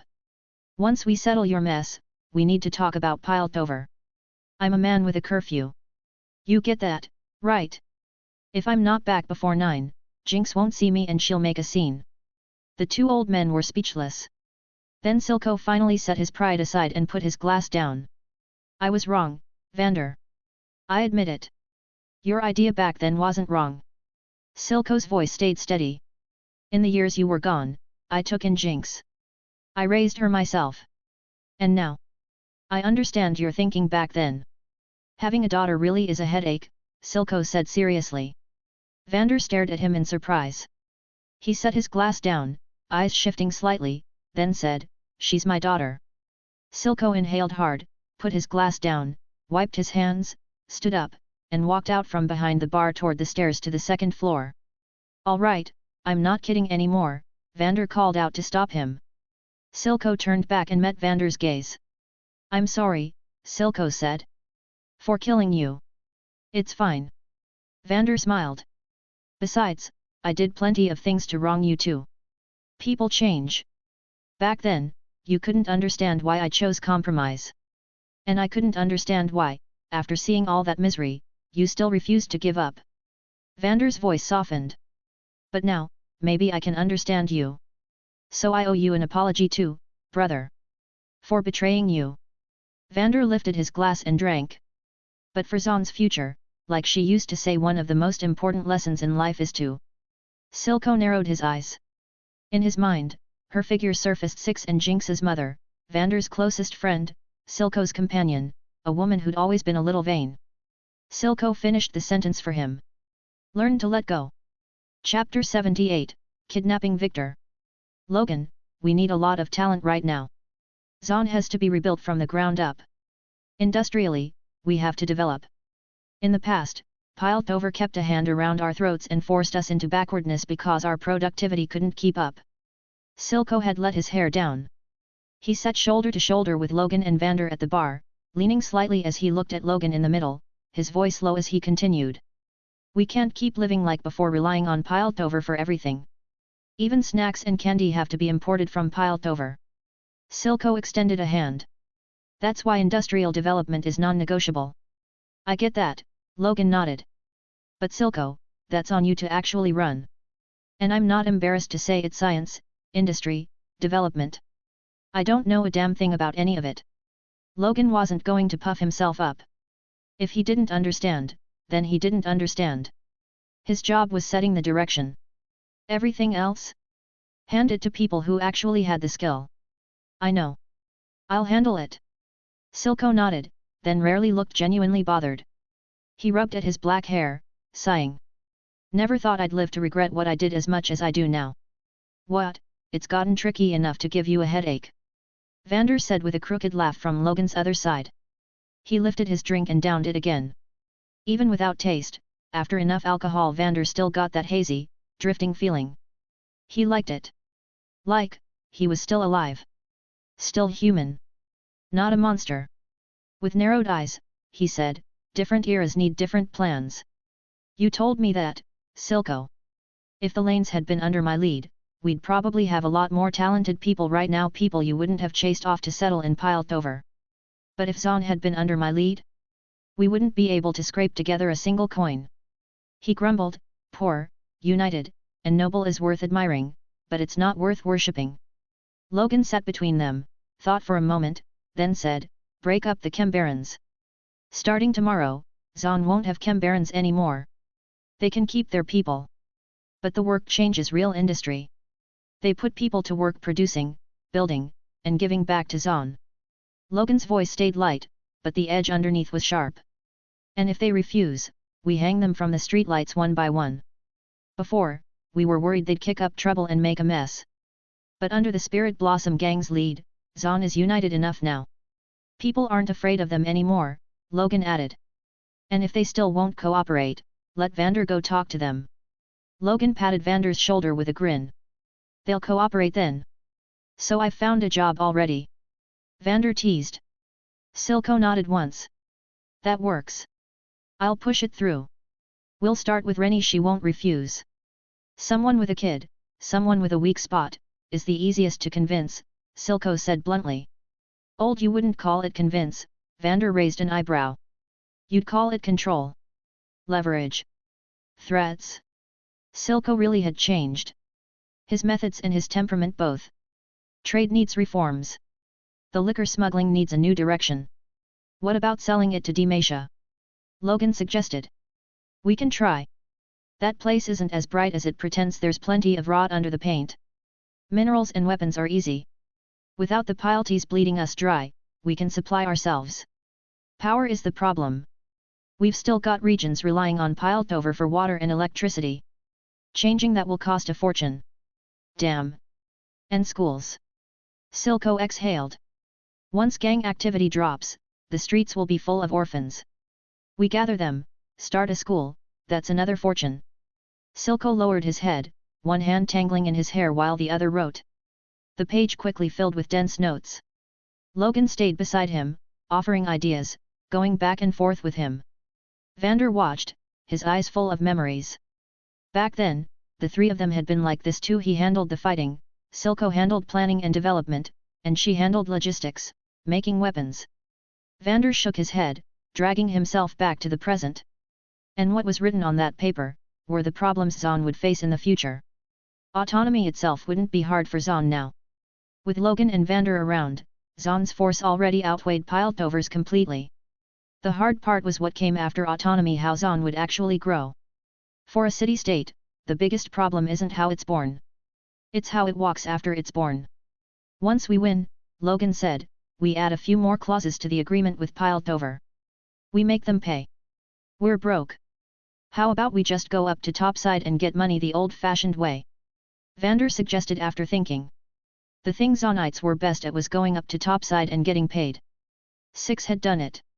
And as the proud old father, Vander had definitely done it too. Come on. Let's go up to topside and get money. That used to be one of Vander's favorite lines. Silco glanced at him and shook his head. After autonomy, Zaun becomes a real city-state, Silco said carefully, forcing himself not to say steal or rob. If the leaders set the example by going up to topside to get money, what do you think the rest of the world will think of us?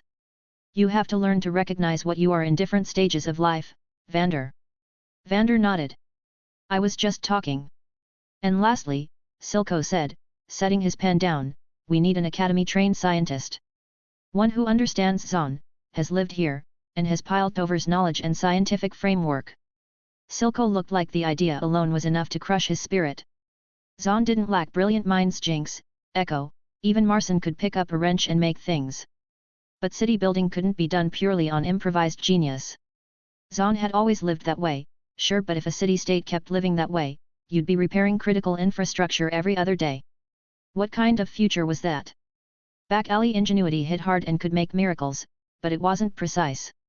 Academic training was precise, but rigid, resource-hungry, and slow. Still, those systems mattered. Heimerdinger was outstanding, broad knowledge, deep experience. But he'd been in Zaun for too short a time. His suggestions often came from a Piltover perspective, and that wouldn't work. The gap between Zaun and Piltover's economy was as wide as heaven and earth. And Jinx and Echo were still young. They couldn't contribute much to industrial construction. Weapons? Specialized tech? No problem. But asking them to rebuild Zaun with planning and infrastructure? Hell, Silco remembered that the air purification system idea had been proposed by Logan, the one who didn't even understand science. It would take time. Jinx and Echo would have to reshape how they thought, basically relearn everything from scratch. That kind of change took years. And Silco didn't want Jinx to change, because her wild, impossible ideas were exactly what could create miracles for Zaun. Zaun needed to evolve, but its core still depended on people like Jinx. So, was there someone who had Zaun's rough strength and Piltover's careful precision? And even if someone like that existed, why would they ever come back to Zaun? Even scientists like Heimerdinger and Singed only came here because of very specific reasons. Otherwise, what scientist would choose Zaun? Poor. Chaotic. Brutal. Lost in the headache of it all, Silco didn't notice Logan's expression slowly turning strange. Seriously? He's basically describing one person so hard he might as well say the name. Logan cleared his throat. Ahem. Silco looked up. The kind of person you're describing? I actually know one. Silco's eyes lit up. Oh. His name is Victor. Logan's tone turned amused. Funny thing, he's Zaunite too. And he's, kind of Singed's apprentice. I've never heard Singed mention that, Silco said. And you're the kind of person he sits down and shares his feelings with. Logan shot back, deadpan. Silco paused, then realized Logan was right. Logan continued, Victor checks every box you listed and more. He's a genius. A super genius on Jace's level. Hextech was created by him and Jace together. I didn't know that, Silco said, certain he understood Piltover better than most. Logan shrugged. Do you think Piltover would ever hand that kind of credit to a Zaunite? Fair. Silco nodded, then said, then we go find him. We invite him back. Vander chimed in, sounds nice. You wouldn't let me go get money, but now you want to go steal a person. Invite, Silco corrected, exasperated. I'm inviting him to Zaun as a guest. He's Zaunite too, how is it stealing to have him come back and take a look? Logan couldn't help laughing. Invite. Nice word. In practice? That's kidnapping. Then, Logan, Silco said, looking at him, I'll have to trouble you to personally invite this Mr. Victor. Logan lifted his glass and nodded. I've never been to Topside. All right. Logan looked between them. You two finish this drink, and we move. Silco nodded, voice soft. For Zaun. Vander pinched his cup between his claws, and a phrase jumped into his head without him even thinking about it. Also, the riverbed and the bubbles. It was pure instinct memories, a place, a moment. Silco froze for a beat, then looked past Logan at Vander. He smiled slightly, lifted his cup, and answered, the riverbed and the bubbles. Logan blinked. What are you two talking about? I don't get it. If you don't get it, that's perfect, Vander said, draining his drink and bursting into laughter. Chapter 79, Bedtime Reading? Damn, you're sleeping together already? EC. Zaun's future something this big ended up getting decided in a small drinking session like that. But it wasn't strange at all, because the people at that table were the three masters of Zaun past, present, and what came after. Vander of the Lanes. Silco of the Sump. And Logan of Zaun. Vander had the people's hearts. Silco had the resources. And with both of those in hand, Logan formally unified Zaun. Unlike Vander who had support but no money, and unlike Silco who had money but no support, Logan took everything both elders possessed and locked in Zaun's foundation for real. When the drinks were done, Logan brought Vander back to the Spirit Blossom gang. On the way, Vander walked with a wobble in his step. With the beast side suppressed by the orb Ahri had given him, Vander's human side was in control, and after drinking too much, of course he got lightheaded. He was happy. Really, truly happy. One massive claw hooked around Logan's shoulder as Vander kept mumbling into his ear. Even like this, it's still so damn good to be alive again. You think? Silco, we turned Zaun into this. This time, if we still can't change anything, do we even have the nerve to face her? She'd slap us both. She would. 6. Get those tattoos scrubbed off. And go find yourself a good man. Heek. Powder, you're so good, so can we not rush into dating? Let me watch that kid Logan a little longer. Powder. I owe you two so much, please, just let me stay with you for a while longer. Drunk Vander talked a lot, nothing like the stern old man Logan remembered. Truth was, Vander had never been as cold as he looked back in the lanes. They called him the Hound of the Lanes, but in personality he was actually a lot like Six-Way, way too alike. Hard on the outside, soft on the inside. And Jinx was a bit like Silco, not as stiff-looking on the surface, but unshakable at the core. Was this just what happened when two different men raised two different kinds of kids? With Vander leaning on him, Logan listened to the non-stop muttering and smiled. Logan, what's that? Vander asked, pointing. An air purifier, Logan said. Haven't you noticed? The air here smells way better than most places. By the time they reached the Spirit Blossom gang, Vander was basically sobered up. He'd drunk the most, well over a dozen bottles of hard liquor, but his insane metabolism had him clear-headed again in about half an hour. No wonder. So we're not living in the lanes? Vander asked.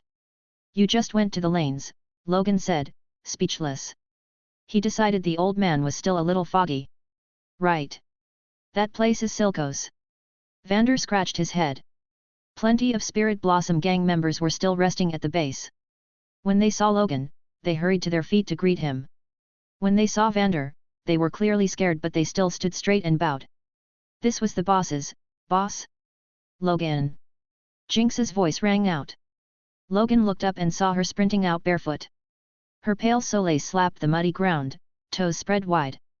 Even her toenails painted a deep sapphire blue were smeared with dirt and grit. Her long hair spilled down her back, and under the stark white street lamp she looked dreamlike like Disney's Rapunzel, except blue-haired. With a wet, enthusiastic glomp like an octopus, she latched onto Logan. Her head tipped back, hair fanning on the ground as she looked at Vander upside down, flashing a huge grin. "Welcome back, Dad. Shouldn't you be giving me a hug?" Vander said meaningfully. "It's fine. Six will hug you." Jinx propped her head back up, then rubbed her cheek into the hollow of Logan's shoulder, sniffing him hard, her voice muffled and grumbly. Then she looked up at him, displeased. "You drank?" "Just a little," Logan said. "You won't let me drink, but you sneak drinks yourself." Jinx was about to activate her skill "I'm going to make a scene." She didn't even used to drink, but if Logan drank, she wanted to drink too. Logan wouldn't allow it, and Jinx's personality was basically a cat. Hakimi style, the more you tell her not to do something, the itchier she gets to do it. And right as she brought up Six appeared, leather jacket, tight pants, an apron tied around her waist, spatula in hand. She stood awkwardly in the doorway. "Vander. Logan. You're back at the perfect time." Dinner." "I was, just making it," she said haltingly. "It tastes like death, sis," Jinx said, still hanging off Logan, twisting around to talk over her shoulder. "Would you eat what you made?" Logan supported Jinx by the hips and looked at Six too. Vander found it funny. "So, Powder Logan really does all the cooking." "Logan's cooking is so good," Jinx said, then launched straight into a complaint. "Not like some people beat me up, then comforted me by saying she'd cook for me, swore her cooking was one-to-one amazing, and almost blew up the kitchen. Seriously, what's the difference between that and Sevika's dumb big sis routine? One of them can set the house on fire just by cleaning. The other can destroy the stove by cooking." Then she cackled and threw another jab.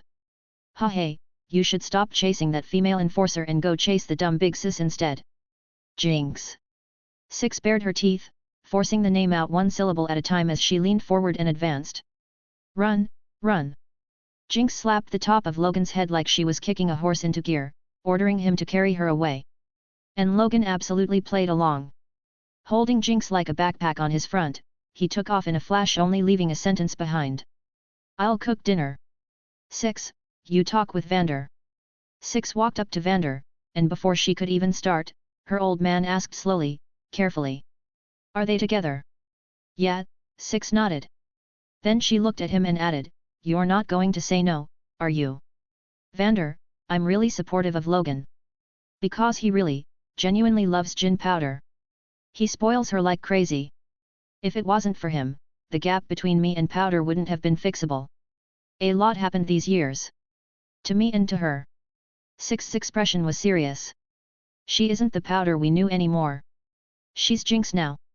Vander stared at Six, surprised. He knew how much his daughter loved her sister. If Six could approve of a man if she was willing to hand Powder over, then that man had to love her all the way down to the bone. "You understand how strong Logan is, better than anyone," Six continued. "He's even become the boss of all Zaun now. But even so, he makes Jinx breakfast in the morning. He makes her dinner at night. Before bed he blows her hair dry. He doesn't even like listening to adventure stories, but he'll still sit there and patiently listen while Jinx reads him her bedtime book." Vander listened, feeling emotional and also feeling like Logan was, honestly, really damn good. If he put himself in Logan's shoes, would he have treated his wife that way? Then, suddenly, Vander's face darkened. "Wait." His voice dropped. "What do you mean Jinx's bedtime book? What, they're sleeping together now?" "No. I don't allow it." Vander's fangs flared, eyes sharp and furious. Powder was still just a kid. How could they be sleeping together? Sure, Zaun had plenty of teen mothers, but that didn't mean Powder had to be dragged into that kind of thing. "Relax," Six said, reaching out to calm him down, laughing a little. "Yeah, they sleep in the same place. And what, didn't I sleep with them too?" She wasn't making it up. When the Spirit Blossom gang was at its poorest, Isha, Six, Jinx, and Logan had all slept in the same spot. Vander just stood there, stunned. You were in there too? Weren't you, that thing? He blurted, completely confused. What the hell are you thinking? Six barked, half laughing in disbelief. Vander, I can't even talk to you. She turned and walked off. Wait Six, explain it clearly. Vander chased after her. What do you mean sleep in the same place? Don't come back from the dead with your head full of trash. Six snapped, striding ahead, impatient. Vander followed anyway, determined to squeeze out the truth. But there wasn't any truth like that to squeeze out. Spirit Blossom gang members were all around. Echo had a wrench in hand and was working with Heimerdinger on a new air purifier, but even he couldn't help drifting over to watch the show. Looking at Six and Vander's backs, Echo smiled. This was really nice. But then he shook his head, the smile fading. Everything was getting better, but some things still couldn't be changed. What's wrong, kid? Heimerdinger noticed Echo's mood. Standing on tiptoe, he patted Echo's leg with a tiny hand. You look a bit down. Echo looked at Heimerdinger, took a deep breath, and shook his head. It's nothing, Professor. I'm not down, he said quietly. Because I don't have time to be down. Come on, Professor, let's keep going. We'll finish the second air purifier by tomorrow. Echo forced up a smile, steady and determined. He wouldn't let himself sink into it because, like he said, he didn't have time. There was too much to do, so much that Echo didn't even have room to think about his own problems. And he would carry Benzo's spirit with him, and keep walking forward. Chapter 80, No one understands Victor better than I do. Dinner was cooked by Logan. Because of his size, Vander chose to sit on the floor. I'm tall so I do what I want. Even though he didn't need to eat, Vander still insisted on having dinner with his family. Watching the grown-up Six and Powder, the smile on that monstrous face of his never faded for a second. Little Isha was tucked against Jinx, sitting nicely and eating, and on Jinx's other side sat Logan. Six sat beside Vander. In less than a day, his little sweetheart of a daughter was already finding him annoying. She leaned as far away from him as she could, stabbed up a piece of fish steak with her fork, and chewed. She was annoyed, but she had to admit it, Logan's cooking was way better than hers.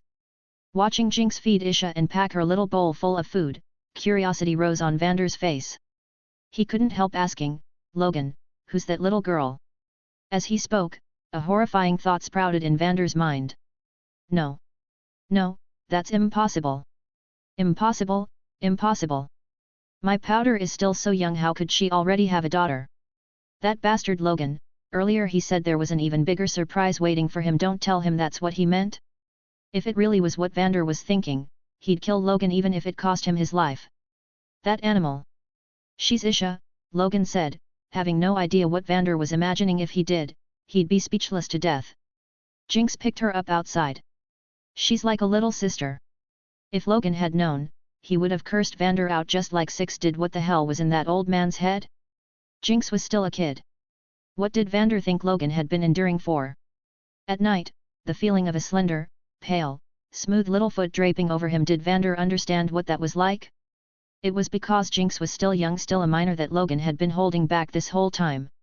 Jinx leaned down closer to Isha, flashed a V sign beside Isha's head, smiling as she said, "We look alike, right?" Then she rubbed her cheek against Isha's face. "Isha, from now on, he's your dad too. Call him Dad." Isha nodded, looked at Vander, and made a little babbling sound. Vander was a bit stunned, but he still gave Isha a gentle, warm smile. And the funny part was, despite how terrifying Vander looked, Isha wasn't scared at all. Seeing Vander smile at her, she smiled back, showing her little tooth-gapped mouth, giggling happily. Even without taste, Vander still ate a bit. Watching Six and Powder eat so enthusiastically made it hard not to. Luckily Logan had made a lot, so many dishes the table was packed. Right then, a voice sounded. "Boss, Dr. Singed is looking for you." It was Marcin. Logan paused, then called out, "Bring the doctor in."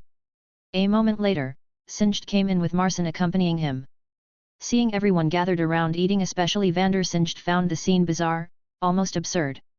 He'd never imagined one of his creations would sit at a table and eat. And yet, it somehow felt strangely warm. Then something seemed to cross his mind. His gaze dropped, loneliness filling his eyes. But he quickly returned to normal and looked at Logan. Am I here at a bad time? A family dinner, and he barged in to interrupt. What was that? It's fine, doctor, Logan said easily. Have you eaten? If not, eat with us. Singed reflexively wanted to refuse, but when he looked at the food on the table, he hesitated. Isha, go get a bowl, Logan said. The little one hopped off the stool without a word, pattered into the kitchen, and came back with a bowl, bringing it straight to Logan. Come on, doctor, don't be polite, Logan said with a smile. We're on the same side now. Get over here. Singed nodded, stepped forward, and removed the scarf covering his mouth, revealing a frightening face. But with Vander sitting right there, Singed's face didn't even register anymore. Next to Vander, even Silco looked like a handsome man. I actually have something I want to talk to you about, Logan said warmly to Singed. Vander immediately understood what Logan was about to bring up. Go ahead, Singed said. He took a piece of meat and ate. His face was badly burned, yet the way he ate still looked refined, pure bearing. Not like Jinx. Cute as a button, face innocent as can be. Then she ate like she'd been starving for a week. Chicken drumstick in the left hand, fish in the right. Refined was never going to have anything to do with Jinx in this lifetime. It's about Victor, Logan said. We want Victor to come to Zaun. Singed's eyes shifted as he looked at Logan, surprised. How do you even know about my relationship with him? Logan bringing up Victor on purpose meant Logan knew there was a connection. It made Singed feel like he had no secrets at all in front of Logan. Jana, Logan said, grinning and showing his teeth. Singed nodded. Not far behind them, inside a little shelter where she was resting, Jana's body jolted. A small blue bird head poked out, staring at Logan's back. The beak opened as if to say something, then closed again. Fine. Say whatever you want. Logan seriously, is there anyone better at talking than you? The goddess retreated back inside, awkward, but maybe she was getting used to it. At this point, even if someone told her she'd done something else ridiculous, she didn't think she'd be shocked anymore. Victor is a genius, Singed said, his tone turning wistful. A genius no less than Jace. No, there are areas where he's even smarter than Jace. I've never met anyone more outstanding than him. Singed had seen Victor when he was young and taught him quite a lot. From teenager to young man, Victor had turned out even more exceptional than Singed expected. But Victor's temperament was too soft. He didn't fight for things, didn't compete. Maybe it was the disability he was born with, it made him deeply insecure. Truly, no one understood Victor better than Singed. Jinx immediately pointed at herself. And what about me? Singed paused. All right, fine. You and Echo are geniuses too. But how do I put it, your hands-on ability and creativity aren't inferior to Victor's. It's just that Victor knows far more than you do. Jinx, you lack systematic teaching. Growing wild isn't a good thing, Singed said plainly. All right, that's enough, Jinx said, already lowering her head and continuing to shovel food. I'll just pretend you're praising me. Logan, Singed went on, it's possible to get Victor to come to Zaun. He's always cared about Zaun. But there's one problem: his body. He doesn't have long to live. Shimmer can't extend his life.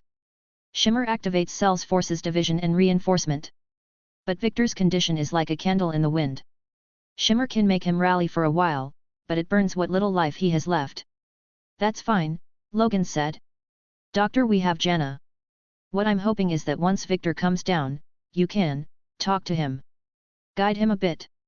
Inside the little shelter, Jana silently raised a wing and covered her tiny head, pretending she hadn't heard a word. Guide him. Singed echoed, confused by Logan's wording. Logan cleared his throat. Right, doctor, the way we're inviting Victor down is very Zaunite. You've been in Zaun a long time. You get what I mean, right? Saying going up to topside to steal a person out loud, honestly, Logan couldn't quite bring himself to phrase it that way. Singed's gaze sharpened slightly. He understood. He nodded. No problem, Logan. I'll talk to him. After all, I'm still relying on you for my own matter. Whatever you need me to do, Logan said, just say the word. Then one key question, Logan said. Doctor, are you Zaunite now, or piled over? Singed answered calmly, whatever you need me to be, that's what I am. Logan smiled and nodded. Pleasure working with you, Doctor. Pleasure working with you. Logan was practically delighted. Piled over, you're truly finished. Once Victor comes down, with Singed talking him through it, and with Victor's natural kindness, if he joins Zaun, then how strong will Zaun become? How high will Zaun's future ceiling reach? And that wasn't even counting Victor who hadn't come down yet, and it wasn't even counting Heimerdinger, Echo, Zeri, and the rest. Just look at this table alone. Six and Vander the ones who could fight. Jinx monstrously gifted. Isha full of promise. Singed an unprecedented pioneer in biology. And Logan the man backed by a god. Piltover was supposed to become Runeterra's future center? The center of the universe? Had. Who the rightful twin cities really belong to? Let's just wait and see. Pileties. Time will prove everything.